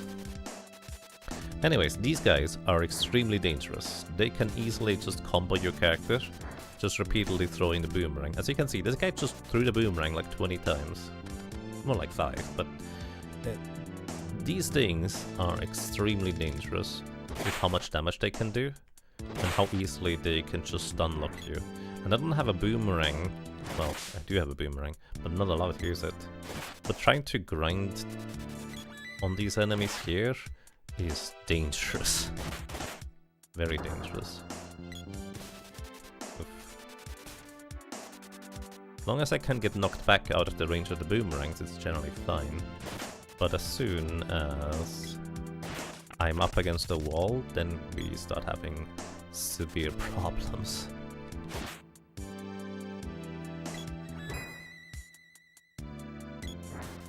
Oh no, I might be dead here. I was lucky. Yeah, this is dangerous. We can heal ourselves with our spells. This costs 2 MP, so we can heal ourselves a grand total of 5 times.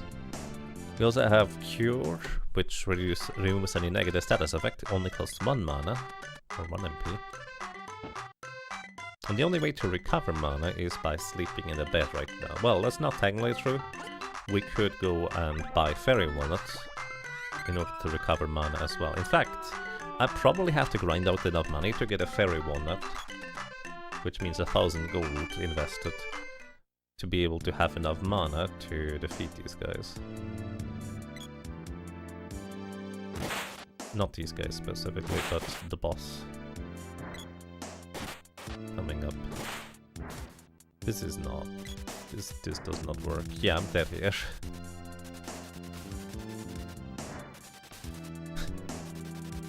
You can see the problem. Oh dear. Do we go back to the fishy? I feel like the fishes are less dangerous. Still secret mana, but it is indeed. Welcome to you, Lexeth. And thank you for the good luck and have fun. Appreciate it. We're going back to fishy. We're going back to the fishy. The fishies are also dangerous. But I have the suspicion they're slightly more reasonable than the goblins. There's also less money and experience, but at least I'm not just necessarily dying to one mistake. Although it is still possible to get comboed by them.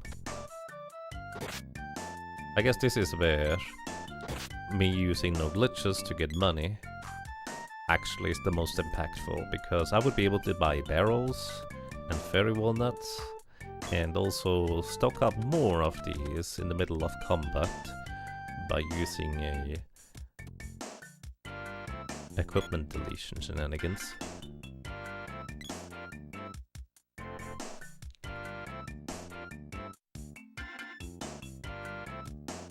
But yeah, for anybody who might have just joined us, the next game I'd like to play through for the first time is going to be an old retro game, or at least retro style. And my current idea is like old adventure DOS games, dungeon crawlers that are reasonably little known. So I'm thinking right now, I have 2 things I would put onto a straw poll that you can then vote for right now. One of them is Might and Magic 3. And the other one I'm thinking of is Realms of Arcania, The Dark Eye. Just kind of the first one in the series. Because it's one of those games that I just have such a strong memory of playing the third one in the series as a kid and having absolutely no idea what the heck was going on or where I was supposed to be able to progress and I was just entirely lost, and I would love to get back to that game sometime to figure out what the heck this game was about. Another game I might put on the list is Albion. Albion is... Let me go and save, because the fishies are dangerous. Albion is like also an old DOS PC game. But it's more of like traditional RPG, if you will, for the most part. But it's also one that is fairly unknown, because it's not one of those Super Nintendo games that you're thinking of. Although it does actually have very much like Super Nintendo era style graphics, if you will. It looks really good. And it's one of those games that, once again, I have played a little bit as a kid and never really progressed further than just the beginning. So if anybody else has more suggestions of games like that, like old adventures that are just weirdly mysterious for one reason or another, now's the time to suggest them, so we can maybe put more of those onto the straw poll. I was kind of thinking, I guess old RPGs or adventure games, you could put Dragon Warrior... Oh, he might be dead. We got unlucky. Oh, we're good. We could put Dragon Warrior or...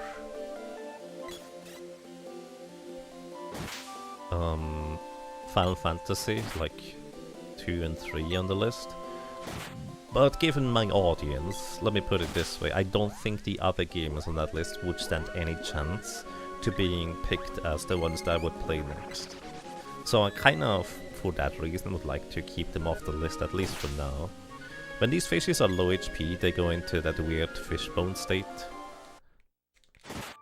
And makes me really feel bad for, you know, knocking them over.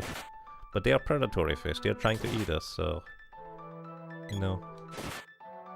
It's a tough world. It's either get eaten or get punched. Or kicked. Wait, I just realized I can stun lock these more efficiently. OG Shin Megami Tensei.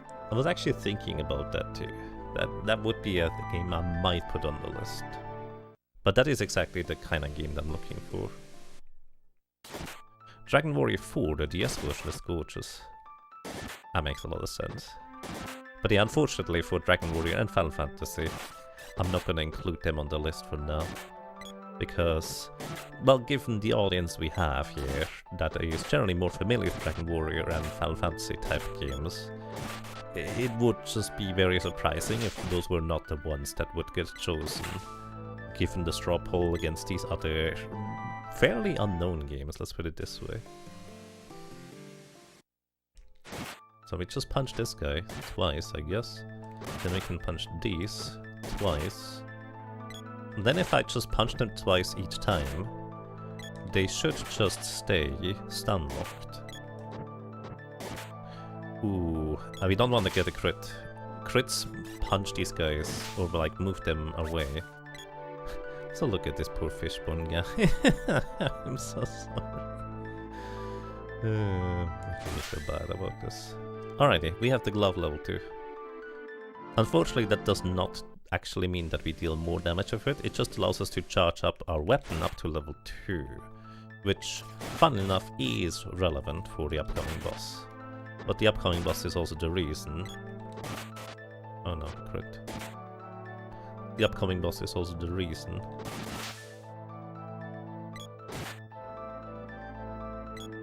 Can I push the... No, we can't push... For some reason you cannot push the fish around. They also don't drop chests, by the way. They have literally no drops. Sorry, I interrupted myself and I don't know what the other thing I was talking about. Beyond the Oasis for Sega Genesis. I've not heard of that. Well, I might have heard of that one. I'll take a look at screenshots real quick.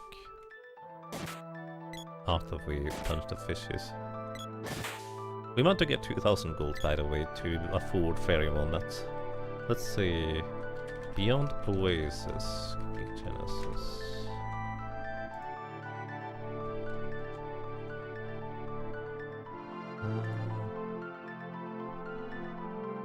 Images. Do I know this one?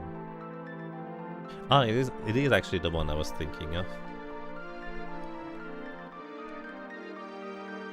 Yeah, that might also be an interesting one to play sometime. Although I think it's just a little bit of a different style compared to what I'm currently looking for. But that is one that does look intriguing. But I have to admit, I know nothing about it. So if you have a sales pitch for it as to why that one would be interesting, feel free to give me one, because maybe we'll just play some time. Eye of the Beholder. Eye of the Beholder, I guess, is very much in the vein, isn't it? Where's my list? Let me put that on there for now. So, Might and Magic 3.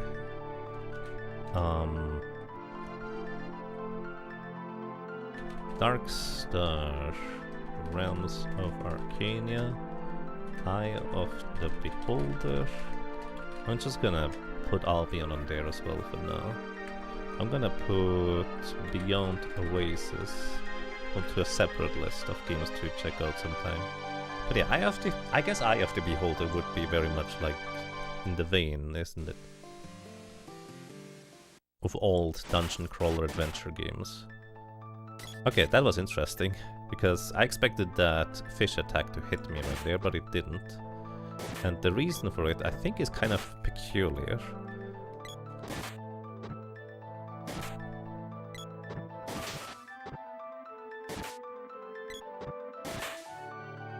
Some attack animations of your character have invincibility frames.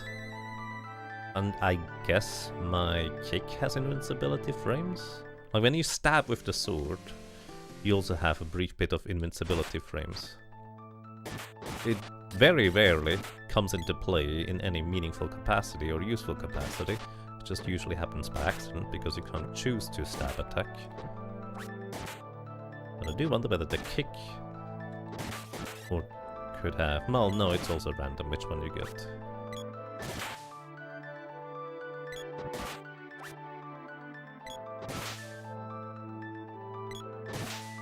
Also, I'm just gonna heal back to full. I should go back to save sometime soon.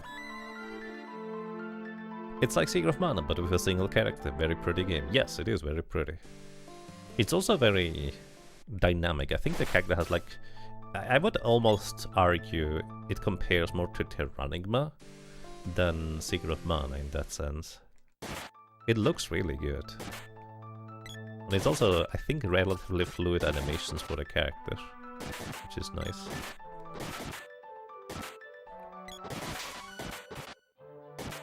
Punch level 11.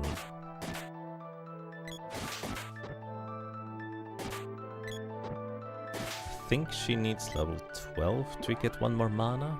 Yeah, she doesn't have it right now. Let's go and save before I die accidentally.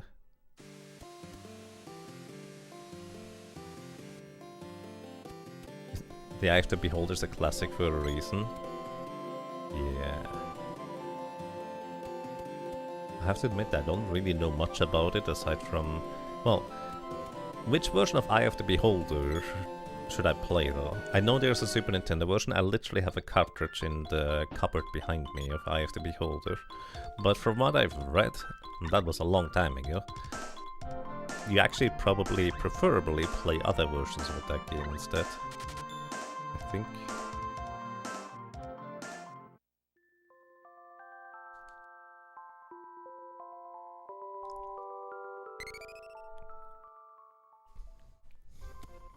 Save your game, yes please.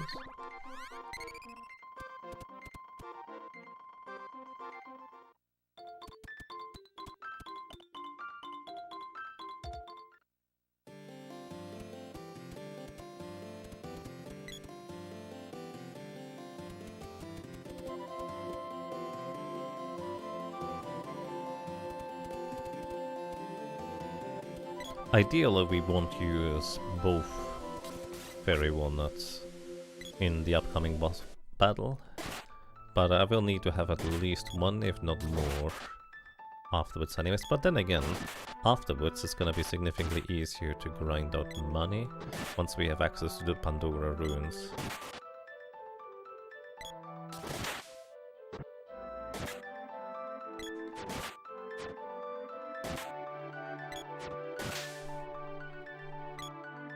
Alright, let me make sure that YouTube chat is open still. And I occasionally look up stuff.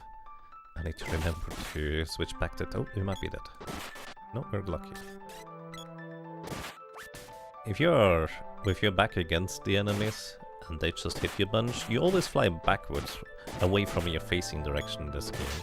Which consequently also means if you have your back to the enemy and they just hit you with a heavy attack, you get flung back into them instead of the other way around. Meaning that they can easily combo you if you are freezing away from them like that.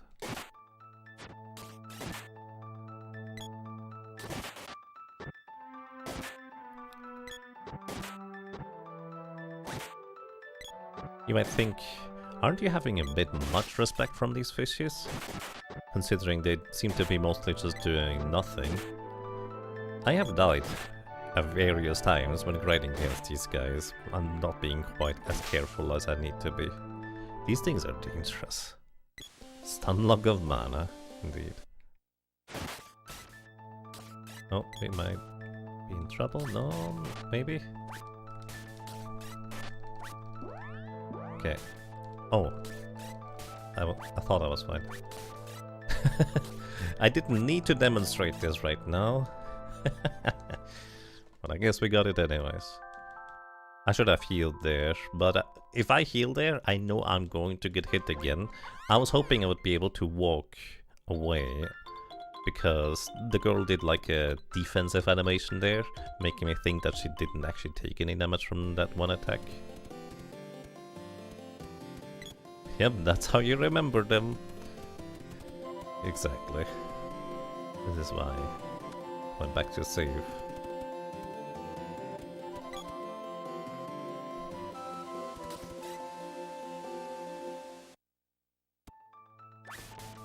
There we go. I wonder whether it's easier to farm these guys from the room above. Well, the main downside is now we have that water swishing sound the entire time.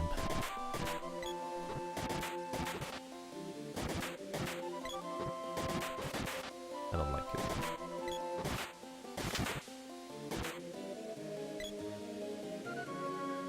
I'm going outside. Oh, the water swishing sound doesn't stop unless... Oh, we re-enter the cave. That's so weird. Does the music do that? Oh no. The glove has such low range that sometimes you think you're hitting the enemies, but you don't.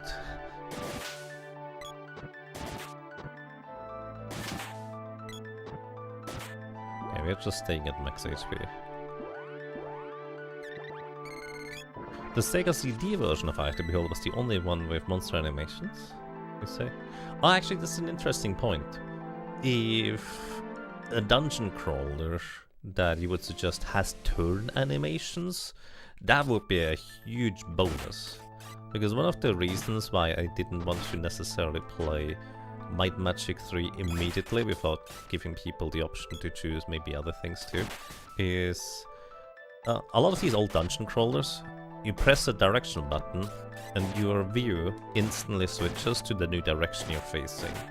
So unless you have an active minimap that you can follow, it's sometimes really difficult to see what's going on in these old dungeon crawlers, because your viewpoint immediately snaps to the new direction you're facing. So unless I consistently comment on going left and right and then forward and left and right, it might be occasionally difficult to follow there.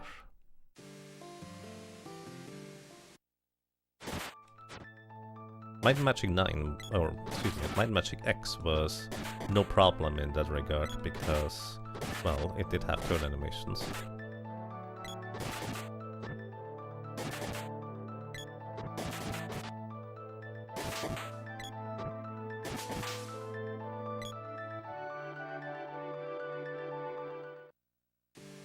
It seems like the Amiga version of the Eye of the Beholder is the best one according to Reddit.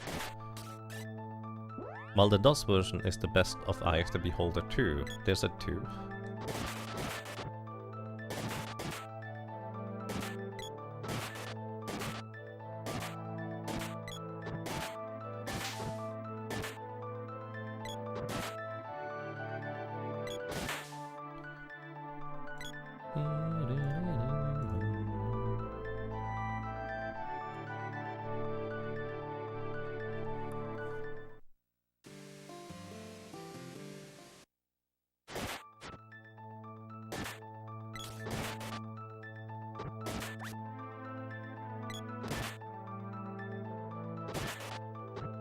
When I played Wizardry 6 on stream, there was a tool somebody created that automatically mapped the game for you. And I feel like that was a huge help for people following along where we were going and what was happening in that game in particular. Does anybody know if that exists for other games like, let's say, Might and Magic 3 and such?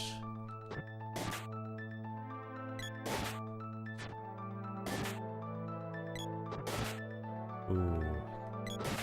No, stop critting. Your love does not have an increased crit rate, but the higher level you are, the higher your chance to crit is. Although it is a very, very, very tiny increase, so the crit chance increase is absolutely tiny. And your crit chance starts out as being absolutely tiny. But I suppose a tiny number plus another tiny number makes a slightly larger number. Could also just continuously punch and we never crit. I do wonder how effective this is. Not great damage. But it might be safer, funnily enough. Your favorite recent dungeon crawler is Labyrinth of Galeria, but it might not be too great since its main gimmick is that instead of controlling individual characters, you control 5 groups of up to 8 characters. That's a large set of groups, not gonna lie.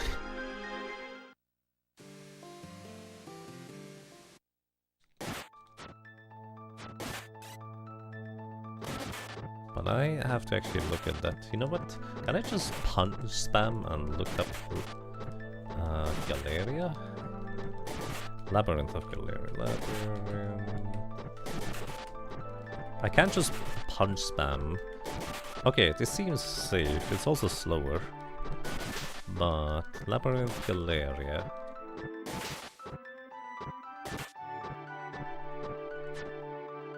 Has a lot of characters too.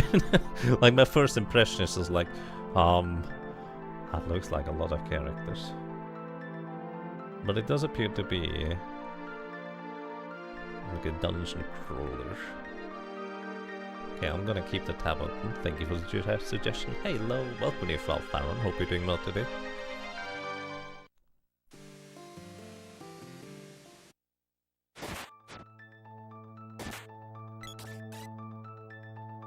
I very frequently actually think about like old DOS games. Like in a sense, a lot of them like old dungeon crawlers, if you will. But also other DOS games that were very localized at the time because, you know, a lot of games didn't really have big publishers behind them, helping them get more recognition and people learning about them. That is still 11 mana. I thought we would get 12 from this level. How much money do we have? But I feel like there's like a lot of more local games. 1850, so we need 150 more gold. I feel like there's probably a lot of like local games, if you will, that were more popular in one part of the world or others, or maybe never even released outside of certain regions. Maybe ones that didn't even get like an English translation at all because they happen to be released in mainly German regions or Spanish or Italian, whatever. I kind of frequently think about, I wonder how many hidden gems there are in that. I imagine a lot of the games that have like a wider appeal and more like recognition are already reasonably well known about, But I'm reasonably certain there's still games out there that people just don't know about because, again, a huge thing is just language barrier. If they were just never released in English, the chances of people learning about it would be significantly slimmer.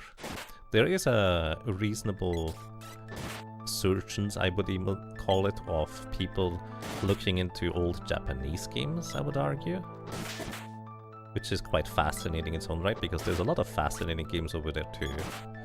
But I would think that there's probably other languages and regions where that would also apply.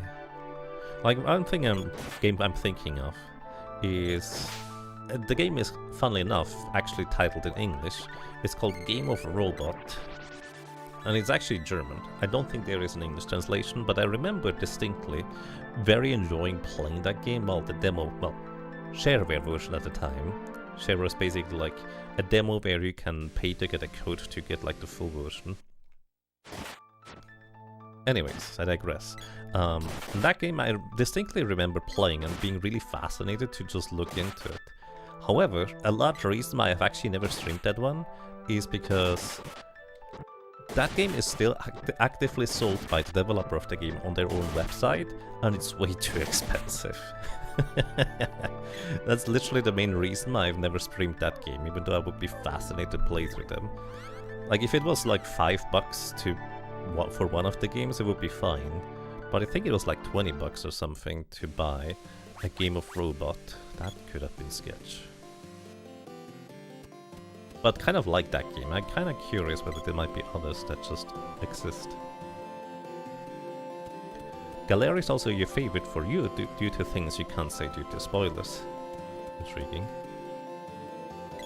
How's Prim doing? Punching her way as best as she can. And she just earned the right to buy 2 fairy walnuts by punching a bunch of fishy. I do wonder how much experience I would need to gain like additional level. I feel like it's still quite a ways away, but I'm not sure. The Amiga version of Eye of the Beholder is nice too. Toss up between the Sega CD and the Amiga version, it seems. Okay, that's good to know. I wouldn't be like set on which version I play of the various games, for what it's worth. But yeah, more suggestions, more ideas. More comments if you have them, for what kind of mostly old dungeon crawlers I'm guessing I'm looking into. I would assume that Galeria would just be more too recent to fit on that list for now. But kind of that old idea, or that idea of old games potentially having like not found by the market, or people just don't know. But Sleep Flower, that's rare. That thing almost never casts Sleep Flower. Oh. Please don't murder the other guys, I need them to cannon shot. That's very rare for that thing to cast Sleep Flower. I don't even know what the chances are, aside from very rare.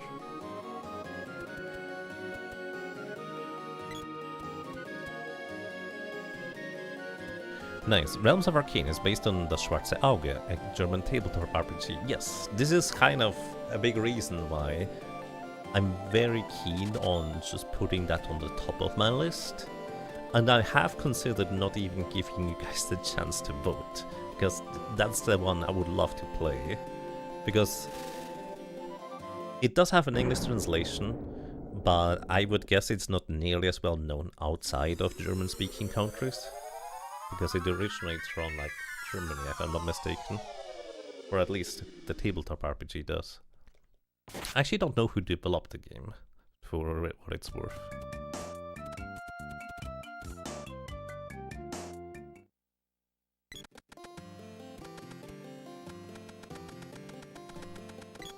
The thing is, Realms of Arcania is also a trilogy. I believe it's 3 games. And I have no idea what kind of lengthy endeavor that would be to play all of them. Admittedly, the one I'm most interested in is the 3rd one in this series, but it does feel appropriate to start with the first one. The Schwarze Auge is one of those games that you knew existed in the 90s, but you never played. That's fair. Alright. Actually, let me real quick check. How much experience do we need? 912. I think that's quite a lot here. So, let us try to defeat the big, fiery Fire Gigas. That guy is going to be a challenge for us to defeat here. Mostly because we have lower damage output than we normally already have.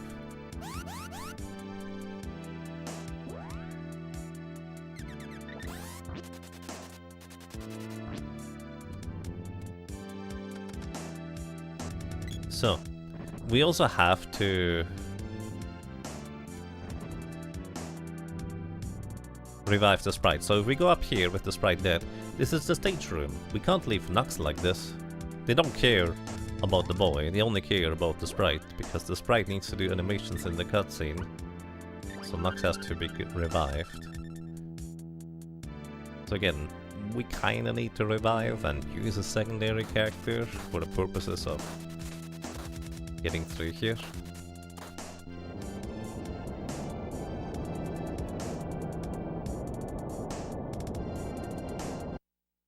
Right. Then this guy is going to slam the ground and just cast grenades. So the thing is, this guy casts spells on all of your characters, and consequently all of his spells are scaled around hitting more than one character at a time, which functionally means that if I get hit by one of his spells without denying the damage, I will die. Like, that's just a fact. Unless you overlevel for like, I don't know, a week, I have no idea how long it's gonna take, you will not survive these attacks. Actually, let's see. Okay, there's a tiny window of opportunity to open up the menu after the attack animation hits, before I take any damage. Also, I should probably use Ice Saber. I should have leveled my magic to level 2. Excuse me, level 1. The Ice Saber increases my base damage output a tiny bit. I highly doubt it's gonna make much of a difference. And this is Fire Breath. This will inflict the same status that Spiky Tiger did earlier. It also removes my weapon element, because the way the game is programmed, when you get engulfed in fire or ballooned, technically the game considers that you equip something as a different weapon, if you will, and consequently it removes the weapon that you currently have equipped, so yeah. Anyways, this guy has, what, 900 HP? 950 or so? And if I get hit by a spell that I'm not denying the damage for, by casting Remedy on myself, for example, I will die, because all of his spells normally hit your entire party for substantial damage. It's not a crazy amount, but, you know. Oh, actually that didn't remove my weapon, because I cured before the animation happened, I suppose.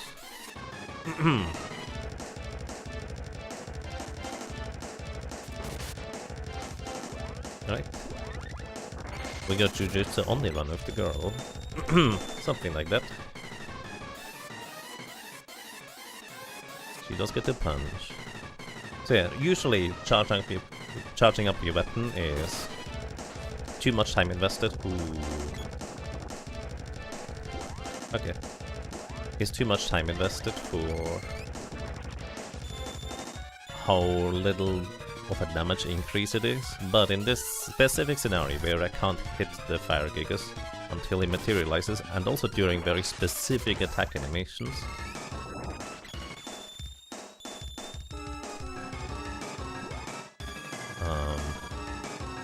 with no more MP, this is just kind of as good as it gets. So I'm intentionally going to try and deny the damage. Ooh, nice crit.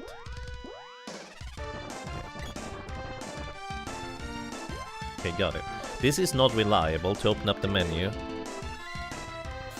in order to use an item on yourself after the spell animation hit, before the damage occurs. With the boy it's reliable, you have a large enough window of opportunity to do that. With the lady it is not reliable, with the sprite it's not reliable. Probably because of frame rules. Also, if the Fire Giga sticks around instead of flying away, that's actually bad, because it means that he can potentially just cast his second spell before he flies away, and because my remedy animation is really lengthy until I gain control of my character again, he could just cast another spell, hit me after my remedy flies out, and I would just be stuck in an animation, not being able to cancel the damage.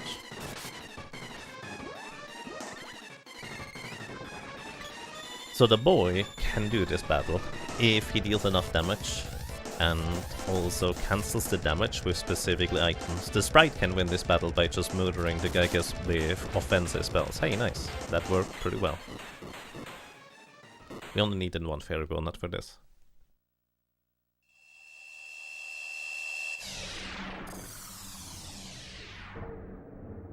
So yeah, if you try to do this battle without damage cancelling as a solo character, you need to level up, I don't know, for a long time. I genuinely have no idea how long it is. I think it might actually be like just a week if you put in a few hours every day. Until you have a high enough level to survive that. And Seeker of Mana does not actually do the split experience thing. All characters just gain the normal amount of experience, no matter whether their allies are dead or not, so you always get the same experience, even if the other characters are just knocked out. So this, you don't even get the boosted experience that other RPGs occasionally give you. And we get Gnome.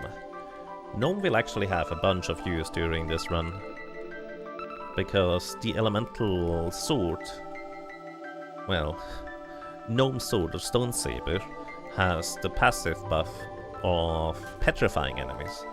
And the reason why that's useful is petrified enemies lose half of their HP before they take the damage from your petrify weapon attack, that is. So it's actually really great for grinding if you can afford it. The thing is, at low levels these spells cost a lot of mana, so it always takes a while to just grind it up. But here, since I plan on going to rest in the bed soon anyways to recover my mana, might as well just use up the rest of my mana here. Just cast a few more spells. Defender increases your defense, I think, by 25%. For the most part, that's not terribly relevant, because these buffs, until you get to like the high levels, like level 7, level 8 spells, they just don't really last long enough for it to make much of a difference to use these like buffs, so to speak, with a few exceptions.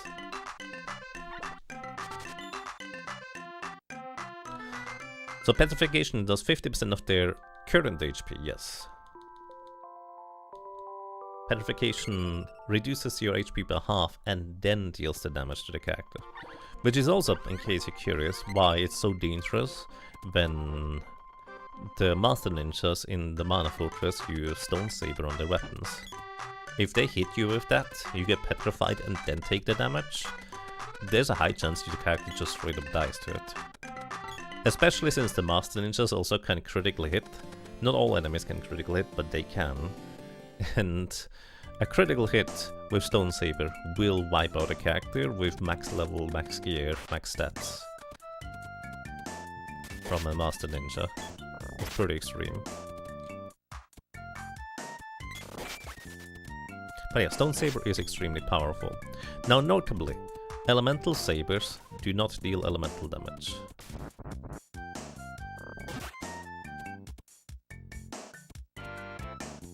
Which might sound a bit weird, it's like, wait, didn't you just try to use Ice Saber on the Fire Gigas earlier? Yes, but that's because when you use elemental weapons, or a weapon enchant in general, if you will. Oh, might as well just keep casting. So we wanna level up, no. Anyways, weapon enchantments do increase the base damage of your weapon a tiny bit. It's not much, but you do deal a little bit extra damage with your weapon. But because the element does not apply, if let's say we had Salamander to cast Flame Saber on our weapon, it would actually work just fine as long as it's reasonably high level against a fire enemy, like a fire dragon or something like that, compared to you know, using ice weapons. It really all depends on the weapon level.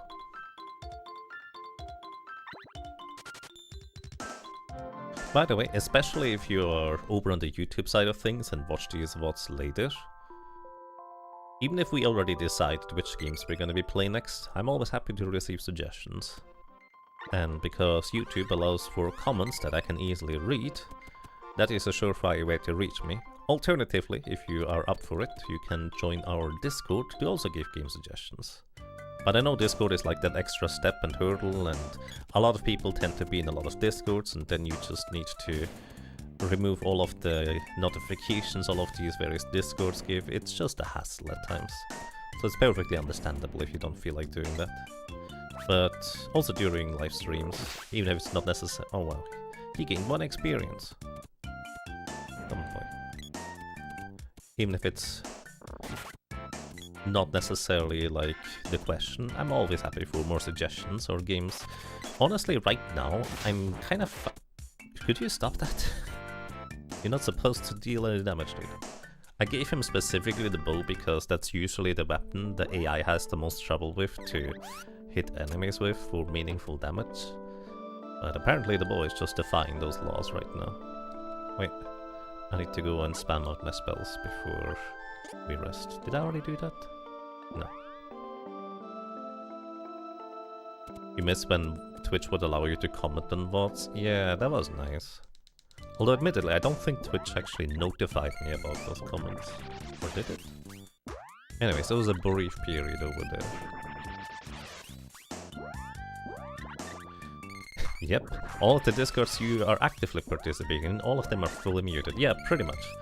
Like, I actually specifically go through every single Discord I join to mute the channels I'm not interested in. I usually leave the announcements up, and depending on how, well, what type of Discord it is, occasionally I will just also leave the everyone, like, notification active. But there's like some Discords where, like, every day they just do the @everyone stream is live notification, and those ones I usually suppress the @everyone notifications. Which is also why in our Discord we have specifically a channel rule for stream is live if you would like to be notified like that. Also, you can argue I'm using a second character to level up my spells more quickly here. Yes, I suppose. Before we defeated the Fire Gigas and acquired the Mana Seed of Earth, our maximum level of spells was level 1. Now we can get up to level 2. In order to get from level 0 to level 1, we needed to gain cast spells, I think 12 times. From level 1 to level 2, it is 13 spell casts.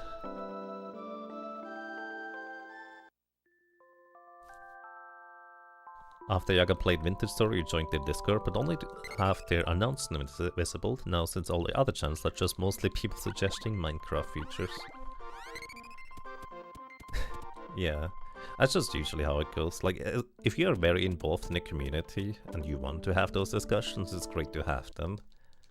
But for the most part, I just have all the notifications muted on pretty much everything. There's just no reason to have them for the most part. Again, unless you're very active. Let's say you're in a speedrunning Discord and somebody just discovers some new tech, or you're the one discovering new tech. It's nice to have people alerted to, hey, I found this thing, everybody. But those kinds of are niche scenarios where I would care to be alerted for.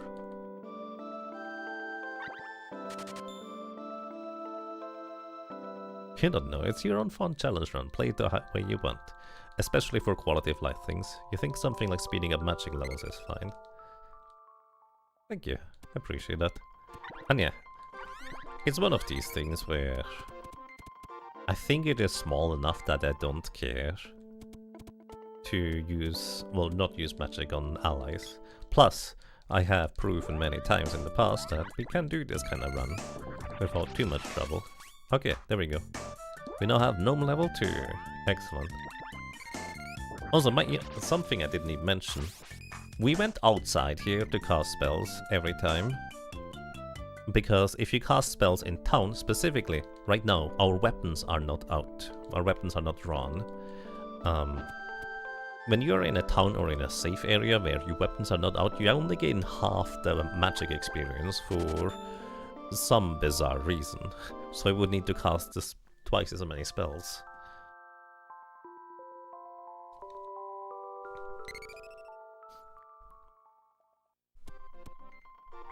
Ooh. That's a lot of months. That's a crazy amount of months. Dark Paladin, thank you so much for 112 months of support. Welcome back. I'm glad you enjoy your stay. Hope you're doing well. Thank you kindly. And also, thank you for the good luck, because I always can use it. I'm pretty sure I will need enough money to buy like 2 fairy walnuts. Maybe I'm grinding enough money out for 3. So the enemies in here we should be able to handle better than previous ones. Let's see how that's gonna go. It's hard to learn when your life isn't in danger. That's why I study deep in hostile territory. Nice.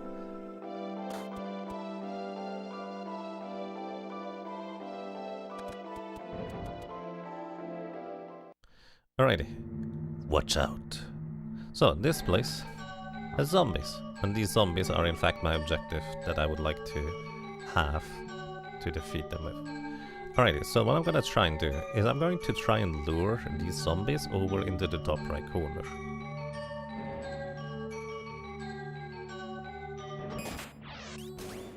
Zombies can be petrified, so they lose half of their HP before anything else. And this tomato guy will keep spawning new ones too, but he also occasionally will cast spells like Defender, but also Fireball on them, which is a bit inconvenient. I would prefer if the tomato guy wasn't around here. However, I do want the zombies specifically to be in the top right corner. So this is... You'll understand why I'm doing this in a moment. Let me just heal up real quick.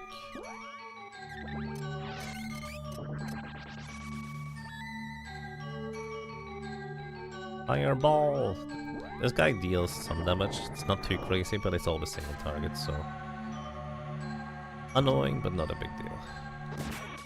Okay, zombie down. I'm petrified. This guy summons more. That's fine. In fact, reasonably ideal for him to just keep summoning more zombies. I can just keep knocking out. Zombies are mildly dangerous, nothing too crazy.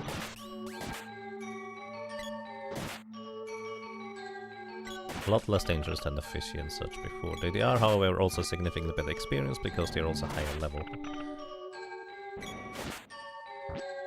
This guy's eventually gonna run out of zombies to summon, by the way. I don't know what the cap is or how it works, but eventually enemies that summon other enemies will stop summoning them. Don't know why, but that's just how it is. The tomato guys themselves have really high defenses, and I think they even have evasion. So in Seeker of Mana, if an enemy has evasion, well, actually let me back off real quick. An enemy either has evasion or they don't. It's a 50-50 thing. Oh, actually has nothing to do with 50-50 probability. Anyways, if an enemy has evasion, we have right now roughly, I would say, like a 40% chance to miss. Maybe more like 35% chance to miss. The higher level you go, the higher dexterity is, the less of a chance for you to miss. However, the chance goes in our favor very, very slowly. This guy is also technically going to run out of mana at some point. So I think he just tried to summon a guy, but he couldn't. Alright, so now I'm gonna move this guy all the way over here. Stay there. Stay there. Stay there. Okay. Now this might sound really weird as to what the heck I was just doing here. Because that didn't make a whole lot of sense. Wait. So I heard something. I'm gonna check that in a second. This didn't make a whole lot of sense here. for people that might not be quite aware. So, in Secret of Mana, there is a special kind of doorway or passage that we can take advantage of. This is a door into a side room, and sometimes side room doors are programmed in a way where this door is going to get you back to, or after we enter it, we get into a room, and after we leave this room, we're gonna get back to where we were entering this door from. For the most part, it doesn't matter on a practical sense as to why even make that distinction. The reason why we make this distinction is because here, these enemies in particular are back where we just were, if you will. Or where they just were, where we defeated them. Normally enemies just spawn in a specific position. They don't get to stay in those positions after you defeat them. So now we have the convenient setup where I go into this door and back out, and there's two zombies right here without the tomato guy just annoying me this entire time. The main downside with this weapon right now is that we don't have enough damage reliably to knock down the zombies for a heavy damage hit. So we have to dance around their attacks a little bit there. But yeah, basically this is a return door, and for whatever reason, on return doors, enemies don't forget where they last spawned or where they last were, and they will respawn back in the location that they were just in. Sometimes when they spawn chests, they mess up things a little bit. I also don't care about the items that these enemies drop, so I actually prefer if they don't drop chests, because sometimes that can mean that the tomato guy that is currently off screen to the left gets summoned in because it takes the idea of the chest and the location of the chest and then just gets put there afterwards. It's a bit weird in how the game does that with chests. Often the game just replaces the enemy with, or the enemy with the chest that it drops. But sometimes it just uses a different enemy item slot, or enemy slot, so that means it would just put the other enemy that does not normally spawn there into here instead. Alrighty. Let me actually check the thing, because I heard a thing. Oh my goodness. Holy crap, dude. Thank you, Prof. Ness. Thank you kindly. Prof. Ness donated $150. That's crazy. Thank you so much. And says 15 hours of Sky Dragon Story playtesting by my count. My own paycheck just came in. We were planning on a better rate, but your job just went out. Oh no. Want to do this before I forgot in the chaos. Oh. Well, I wish you all the best. That sounds less than ideal. But thank you kindly, that is extremely generous of you. I really appreciate that. Do not combo me, please. We are having such a nice setup right now. It's actually reasonably dangerous if you have them on two different sides of you. They're both in the same direction, it's okay. But I usually want them to be in this corner here.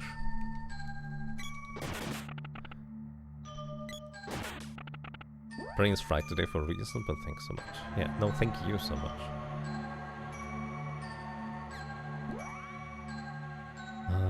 Stone Saber costs 4 MP to cast, but it does speed up this grind a lot. The problem is, once this is set up, I don't really want to leave here.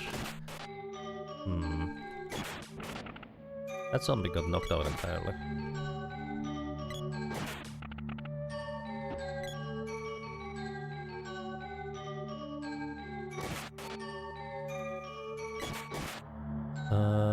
Sorry, I missed the earlier chat message. Let me actually just scroll up here. Let's see. You think you had figured out casually when grinding to max levels back in the day with the half match experience in town thing. Oh yeah. It's hard to learn.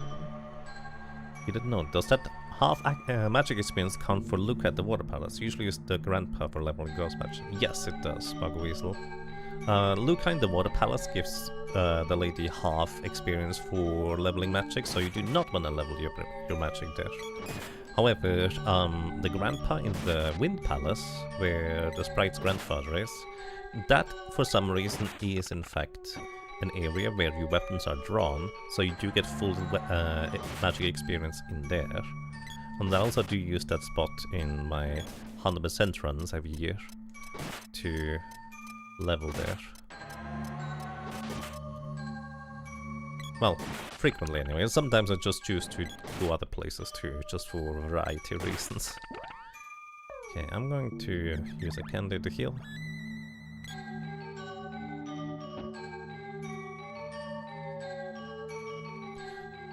But yeah, the Wind Palace is a perfectly fine place for the lady to grind out spells and experience for those. Whereas Lucca's Water Palace gives you half magic experience. I distinctly remember as a kid thinking, wow, leveling up my magic here is very slow. Like, slower than I realized, but I didn't think much of it further back then. But I did also notice the discrepancy when I was leveling up spells in... well, right next to Lucca, because she just gives free heals out. Reasonably fast, too. Oh no.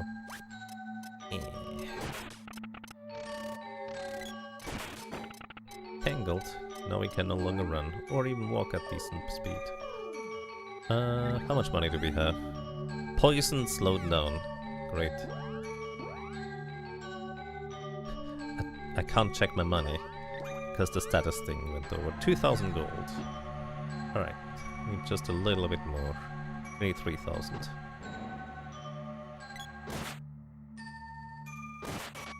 $3,000 actually is probably not necessary. I would guess 2 fairy walnuts is sufficient for the next boss. Yeah, it's probably sufficient. When's the next level? 335 experience. Let's go one more level and then we move on. Feels easy to get with Lemmy? Yes. That does make it a lot simpler.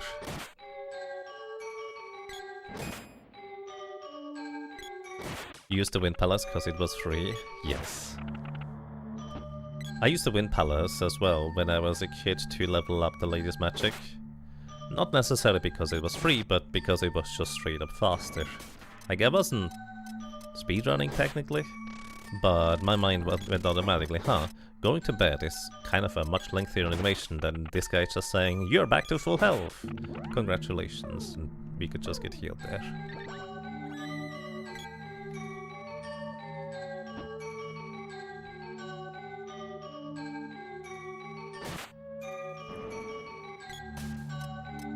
Oh.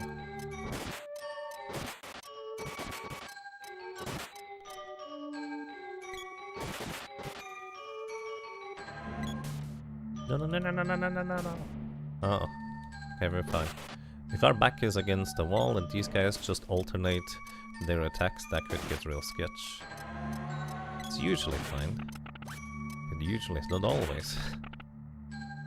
Which is why I'm being very careful and just heal up anytime I take damage.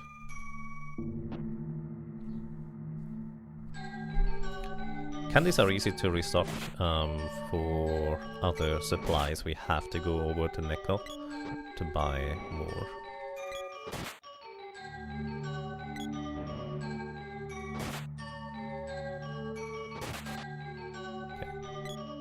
Notably, when a zombie gets knocked down in their heavy knockdown state, you can pile damage on them. In their weak knockdown state, you cannot. Or in their weak getting hurt animation, you cannot. Excuse me. Alrighty. We are at the next level. Let's go and take a quick detour. Buy fairy walnuts. We can buy 2 of them. Buy candies. Then we're probably ready to tackle one of the most annoying bosses in the game.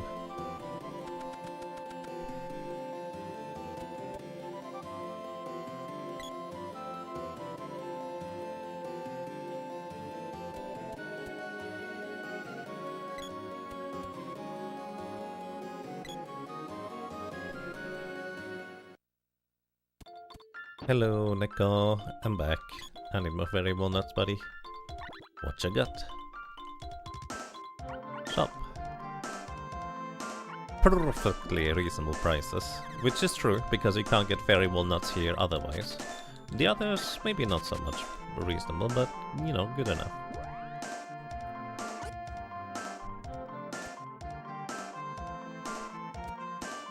Fairy Walnuts do recover 50 MP or mana, which is, you know, a lot more than I have maximum MP. Is also why, whenever I gain a little bit of extra maximum MP, it's a little bit less healing wasted, or mana recovery wasted.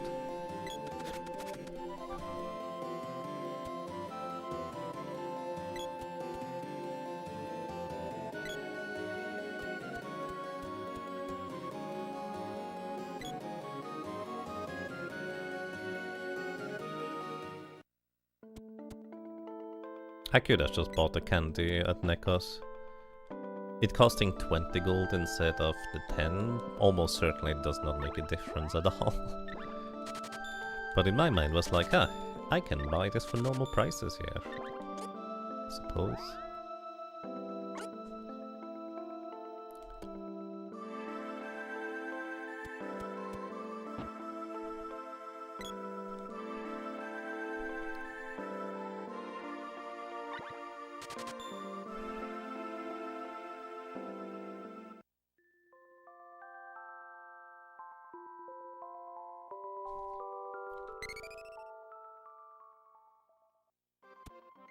Save your game, yes.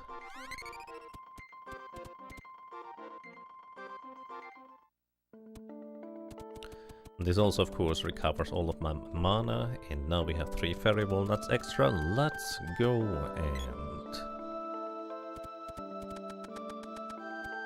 tip over a wall. Oh, right, you're on the left. My brain was already the next set of ruins, where you normally need to go a bit to the left in order to dash up. This is not that set of ruins. I was hoping you guys were gonna hit the zombie hat? No, it was just stopped by this guy's spellcast and couldn't attack. This is fine. Oh, this guy's gonna attack. Come on. He's too slow. Alright. This sword usually hits a character if you dash straight down. Okay, that's not a sword. Sword is down here. I guess you need to get hit. Well, one of them decided to take it up, that's good.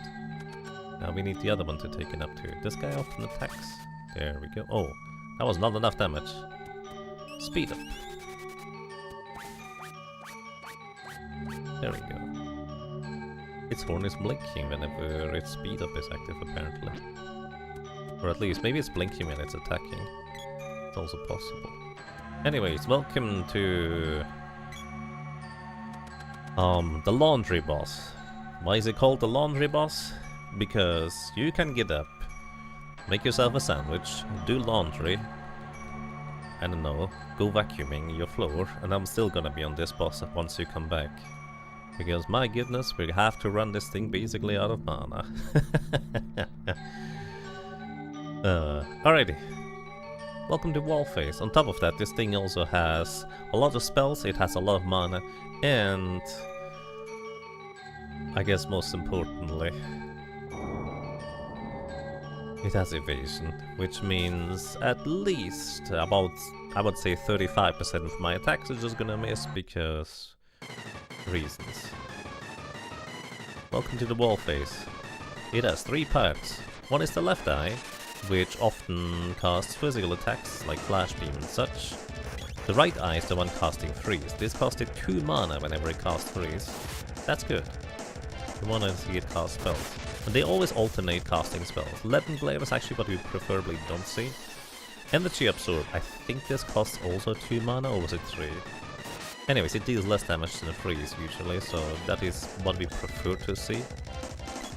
The eye on the left is the one that also can heal the middle. The eye in the middle hasn't taken any damage. It doesn't have AI for when it casts heals. It just will cast heals 1 in 4 times? I have actually honestly no idea what the odds are for it to heal. But here, we're gonna get hit by Freeze and then I need to heal. Okay, I guess I opened up the menu accidentally too, it's fine. Doesn't matter, I'm gonna get healed to full here anyways. But basically, the eye on the right has 99 MP. So that means it gets to cast 49 spells before it's out of magic. Energy Absorb is 2 mana as well. Okay, yeah. Basically, we have to effectively run the right eye out of mana for it to be no longer a threat. The eye on the left, it heals the middle. If I were to just deal damage to the middle, which technically the middle is the only thing you need to damage in order to win this battle, I wouldn't get through this fight anytime soon, because healing only costs 2 MP.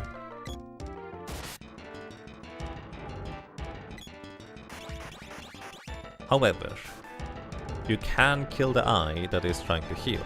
The downside is, now the eye on the right will get every turn.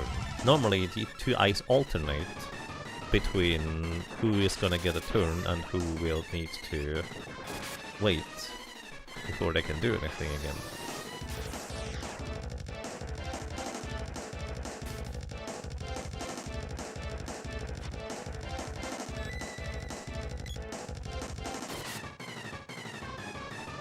The eye in the middle is the one reviving the one on the left, by the way, whenever it gets an opportunity. So, Revivifier costs 10 MP, and it has 99 MP, the thing in the middle. So consequently,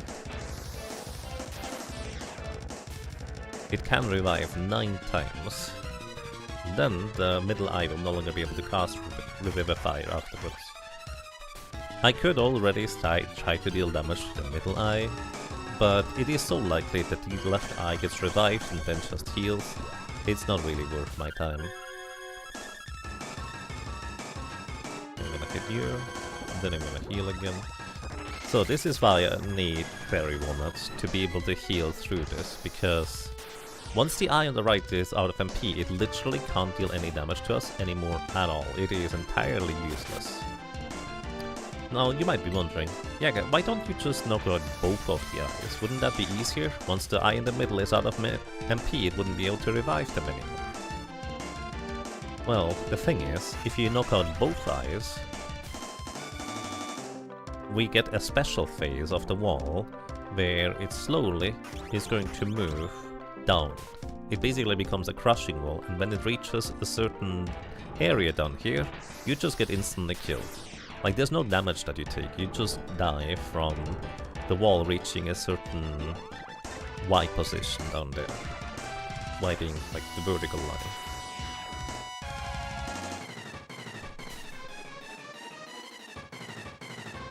So, this is why I just leave the eye on the right alive, and the lady just does not have an... Well, technically, we don't need to have the eye on the right run out of mana, it's just usually what happens anyways. Plus, it is mildly dangerous to not be ready to heal anytime we can. Or, well, we need to. Like, Energy Absorb here is fine, it's usually not that much damage. 29? One more of these and we die. If the eye on the right casts a spell, like it does right now, we have to heal.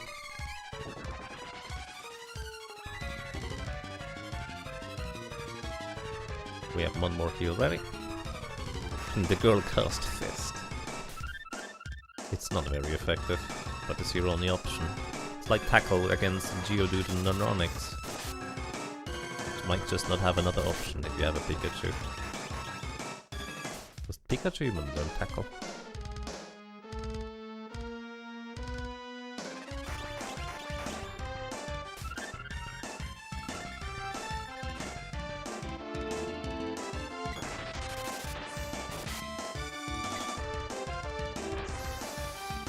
Also, I lost track of how much MP the middle eye has.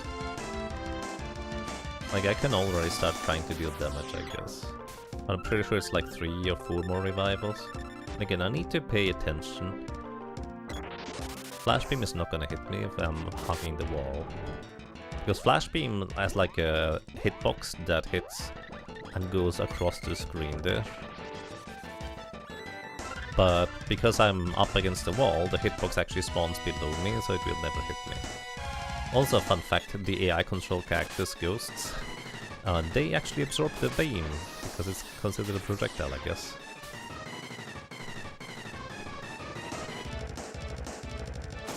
Okay, On the bright side, we can hit the wall phase. I was actually not entirely sure whether we would be able to hit the wall phase with the glove or not.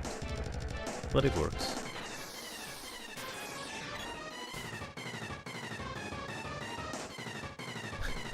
Pikachu actually learns Thunder Shock as his basic attack, but who cares? Yeah, that's kind of what I remember too.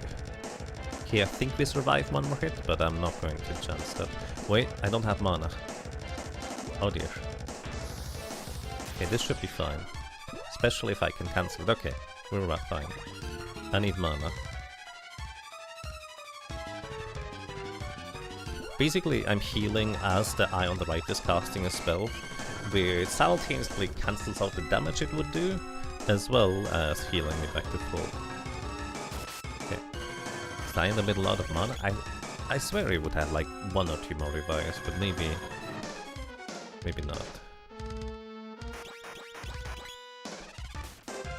The funny thing is, if you level up just a little bit higher with the boy, he can actually reasonably deal damage to the middle eye and knock it down before the one on the right runs out of mana. The lady just does not quite have enough damage for that. Okay, we're just gonna wait. Cast a spell.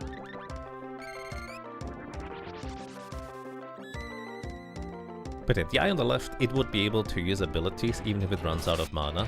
So that's why it's not really viable to run the left eye out of mana, because its abilities will still deal damage to me. The eye on the right, it only uses 2 MP per spell class, but eventually it's gonna get there, and because it is an instant death trap waiting for you if you knock out both eyes, it's not really a viable thing to do on a solo character. At least not one that can't just nuke the middle eye to begin with in order to knock it out entirely. Now I need to heal again. Basically, I'm stretching my resources as much as I can.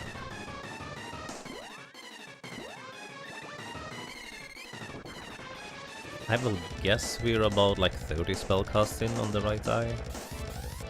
Don't really know how much exactly. This is also one of the few cases where charging up your weapon attack is fine, because when the eye is fully closed, you can't hit it anyways. It might look like, oh, you just missed, you attacked too early. No, that's evasion. Trust me, that would have hit if the game decided that it didn't. Oh, it's out of mana already. Okay, that was much closer to running it out of mana than what I thought it was gonna be.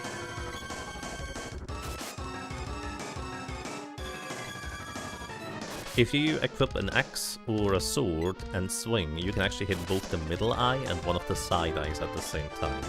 So you can actually reasonably deal damage to the middle eye and the left eye at the same time. Of course, you can't really do that with a glove. You don't get a swing attack like that. But you're not done with the laundry. Oh. Don't worry, I still need to whittle down this thing's 900 HP. Still gonna take a bit. Especially since I'm gonna miss most of my attacks.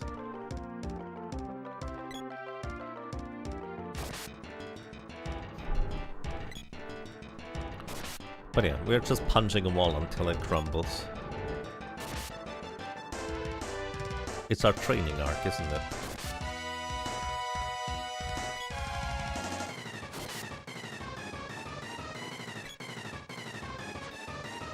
I have to admit, I remember this taking much longer than it did just now. Maybe you can't quite vacuum and laundry at the same time. But I bet I could get a laundry cycle going. Take out the clothes out of the dryer. Put them onto the thing, onto the table to be folded nicely. Clean out the dryer. Open up the washing machine, put the clothes from the washing machine into the dryer, and then put a new set of clothing into the washing machine. Well, an old. Ones that need to be washed. I'm pretty sure I could do this within this boss fight. But I suppose I don't usually fold the laundry at the same time as I do the washing cycle. So maybe if you do folding, it's not quite enough time.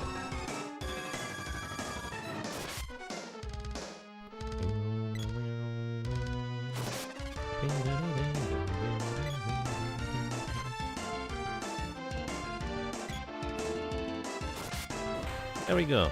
We punched the wall really hard. Well, actually, that's not true. We punched the wall many times. Until it gave up. There is a way, by the way, where you can lock the wall from not being able to move down on the screen by having your ghosts get stuck.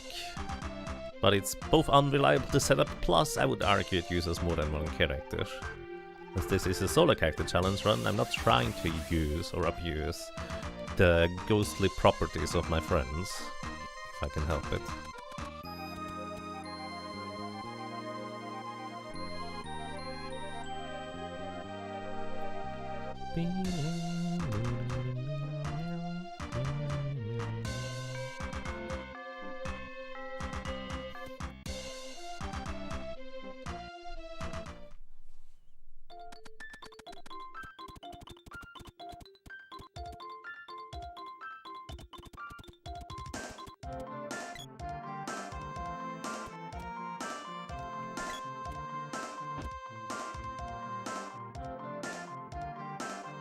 Alrighty, so we could actually go to a shop in the east of Pandora right now, and there is technically a new armor upgrade available. I think it's like the Cobra bracelet, which has like 6 defense instead of the 4. My numbers might be off, by the way. However...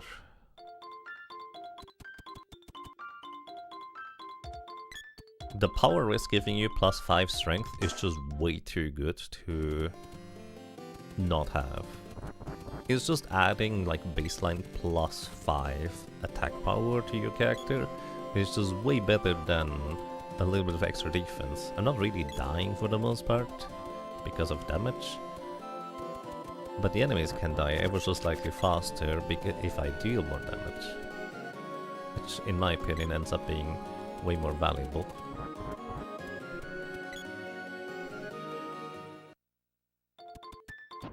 Right, I'm buying one more fairy walnut. Actually, I just realized there's no really a reason for me to do that. Well, maybe the Jabberwocky could be a problem. Oh, yeah. Yeah, Jabberwocky could be a problem. But for the next boss specifically, I won't need it.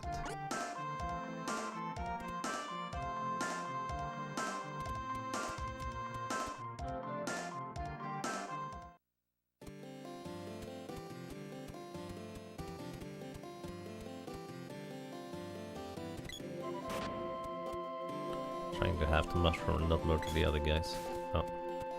Emphasis on try. When did you wake up?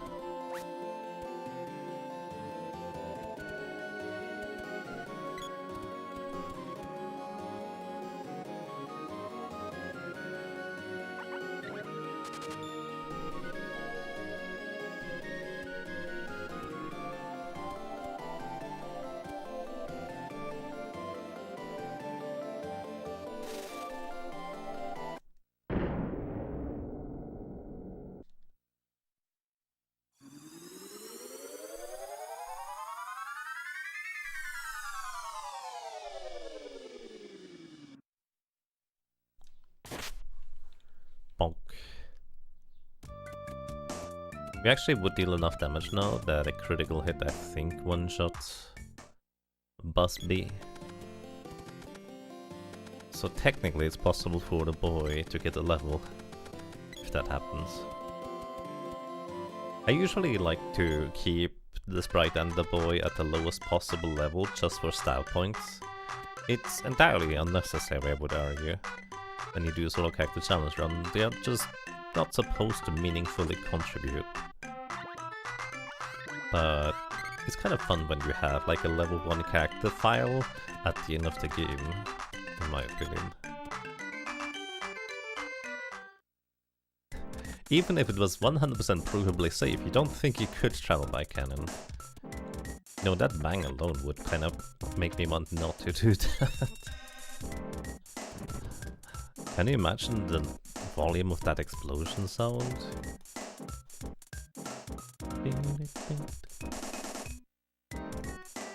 Realms of Arcania 1 and 2 are currently on sale on GOG. Realms of Arcania 3 as well. Yeah. I do want to play that someday on stream. It may be after this run. Alright, welcome to Kilroy. This is a very goofy boss. He did 1 damage.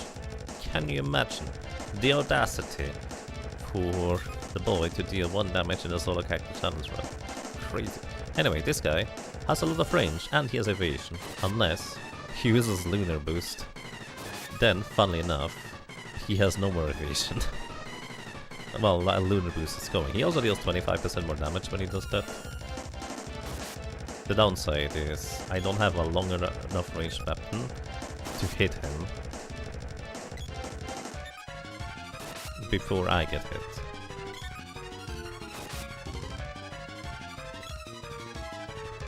Ooh.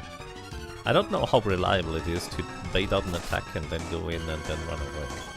I have genuinely no idea.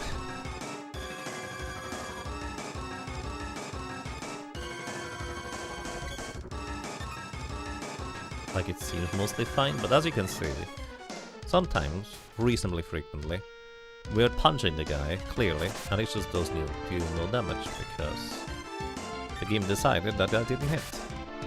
It would be very nice if the game would inform you that, hey, you missed, because weapon chance to hit is a thing, because this is an RPG. The game doesn't really do that part, unfortunately. Also, Undine level 2. This is actually kind of nice, because this means now I can use Ice Saber instead of Stone Saber. Once again, elemental or weapons elements don't really deal elemental damage at all. However, they increase the base damage you do by a tiny amount. So, since I can only hit this guy every once in a while, you can continue using Lunar Boost. I'm happy with this, because it means I don't actually miss my physical attacks against you.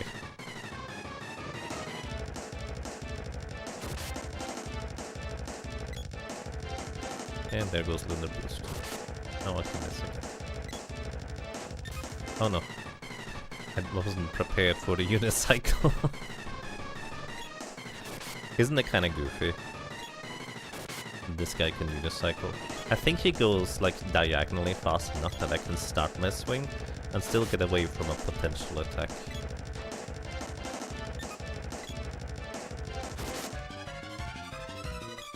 Although, well, I suppose I could have technically done this while he was just walking as well, but it's easier to time when his movement speed is faster. Punch's magic faded, now we're gonna deal slightly less damage. But Ice Saber costs 2 MP instead of the Stone Saber's 4, so it's kind of nice on that side of things. It's more cost efficient for adding a tiny bit of extra damage to my punches.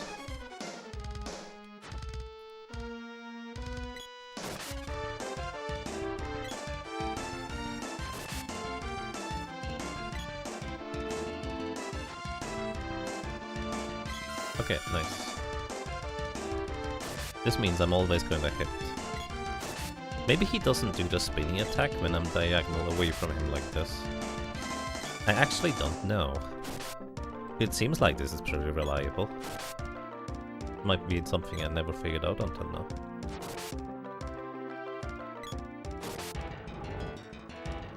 I'm pretty sure it does not work nearly as well from the bottom.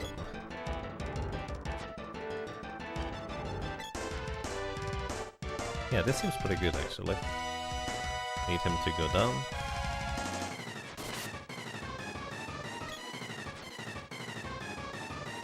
Also, by the way, think about this goofy robot design. It has chibi hammers as a weapon, like the ones that are just folding in on themselves. It has a unicycle, horns on his helmet.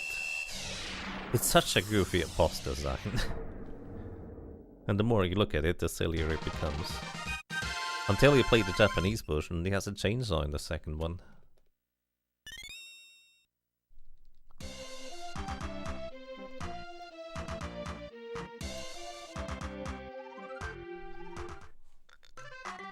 Alrighty, we defeated Kilroy. I would argue that it was pretty easy. Relatively speaking, relative to the challenges we've overcome anyways. However, next up we are running into a big random nonsense factor. And there's not really a whole lot that I think I can do about this. If somebody figures out like a better strategy than what I will be doing against Jabberwocky, I would be happy to learn. This game is strange enough that it's absolutely possible that there's better strategies around, but I might just not know of any. Because I'm pretty sure we don't get a glove upgrade, yeah. Like all of the other weapons, well, not all of them, a bunch of the other weapons get extra orbs upgrades, which is nice because it means you can level them up to level 3 at this point. So they gain more damage. But the gloves, nope, we're sticking with level 2 until after the problem boss. It's actually right after the problem boss, funnily enough.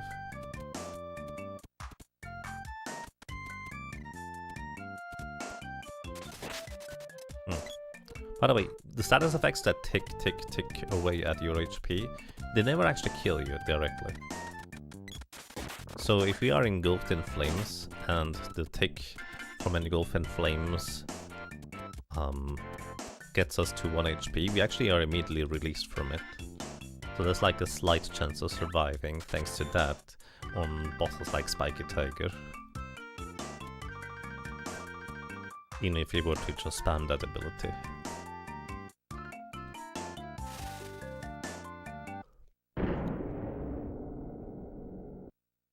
So, also, I hope it wasn't too obvious, but I've been yawning and sleepy this entire time. Unfortunately, I didn't get particularly good sleep. So I think I'm gonna give Jabberwocky one good try to explain what the problem is about it. Maybe we get lucky and we just defeat him, although we would need to get quite lucky, I think. But afterwards, I think I might be done for today. So we will be continuing this tomorrow afterwards. What you got? Stay, or not really? You just wanna save the game, Neko. Because I forgot to put YouTube chat back up. Alright, this time nobody said anything.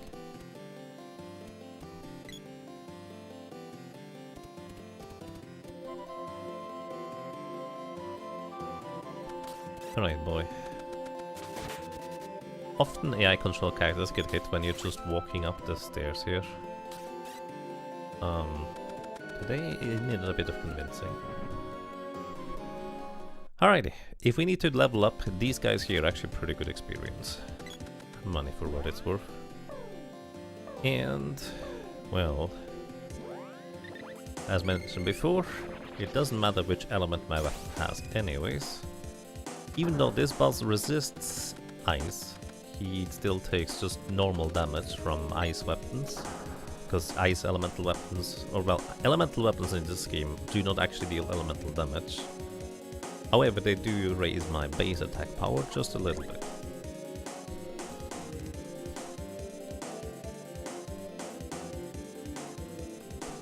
Alrighty, so welcome to Jabberwocky. This guy has a big problem. Well, first of all, one of the big problems we can potentially circumvent by standing in a very precise spot.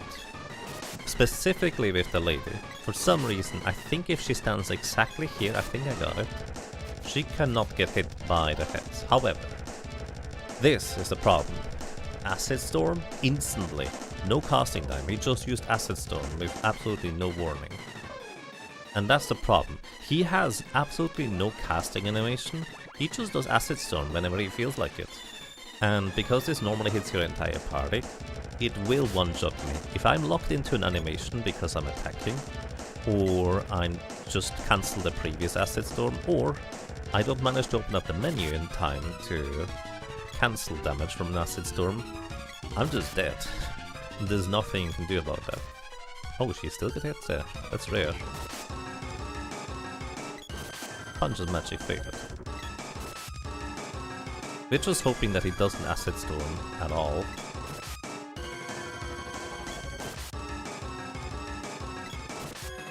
And by the way... Oh. That spot does not work with the boy because he is on a different frame cycle. That spot does not work with the sprite because they are too wide. Literally, their hitbox is wider than tall in this game. Appropriate to the character model, you know. It just very specifically works with the lady. I don't know exactly where it is, but often you just don't get hit. And I didn't manage to open up the menu. It's a very tight frame window to open it. I just mashed a button, but I wasn't quite ready to mash the button there. Anyways, you can see the problem with this guy. And I'm gonna try this tomorrow. Sorry, I just feel way too sleepy right now to continue playing for this. But maybe this serves as a nice little appetizer for Solo Character Challenge. And if you like Seeker of Mana, we do a Seeker of Mana 100% run at the end of the year. And I guess this year is gonna be the first time I'm gonna be streaming that on YouTube as well. So if you are looking for a nice and comfy place to hang out for when the clock takes over to the next year, you're welcome to join us. For today, however, I am gonna be done. Sorry, it's a bit of a shorter stream than I like to do them, but I think I'm gonna go and take a nap or something like that. Have a good night, everybody. Take good care of yourselves, and hopefully until next time. Bye-bye.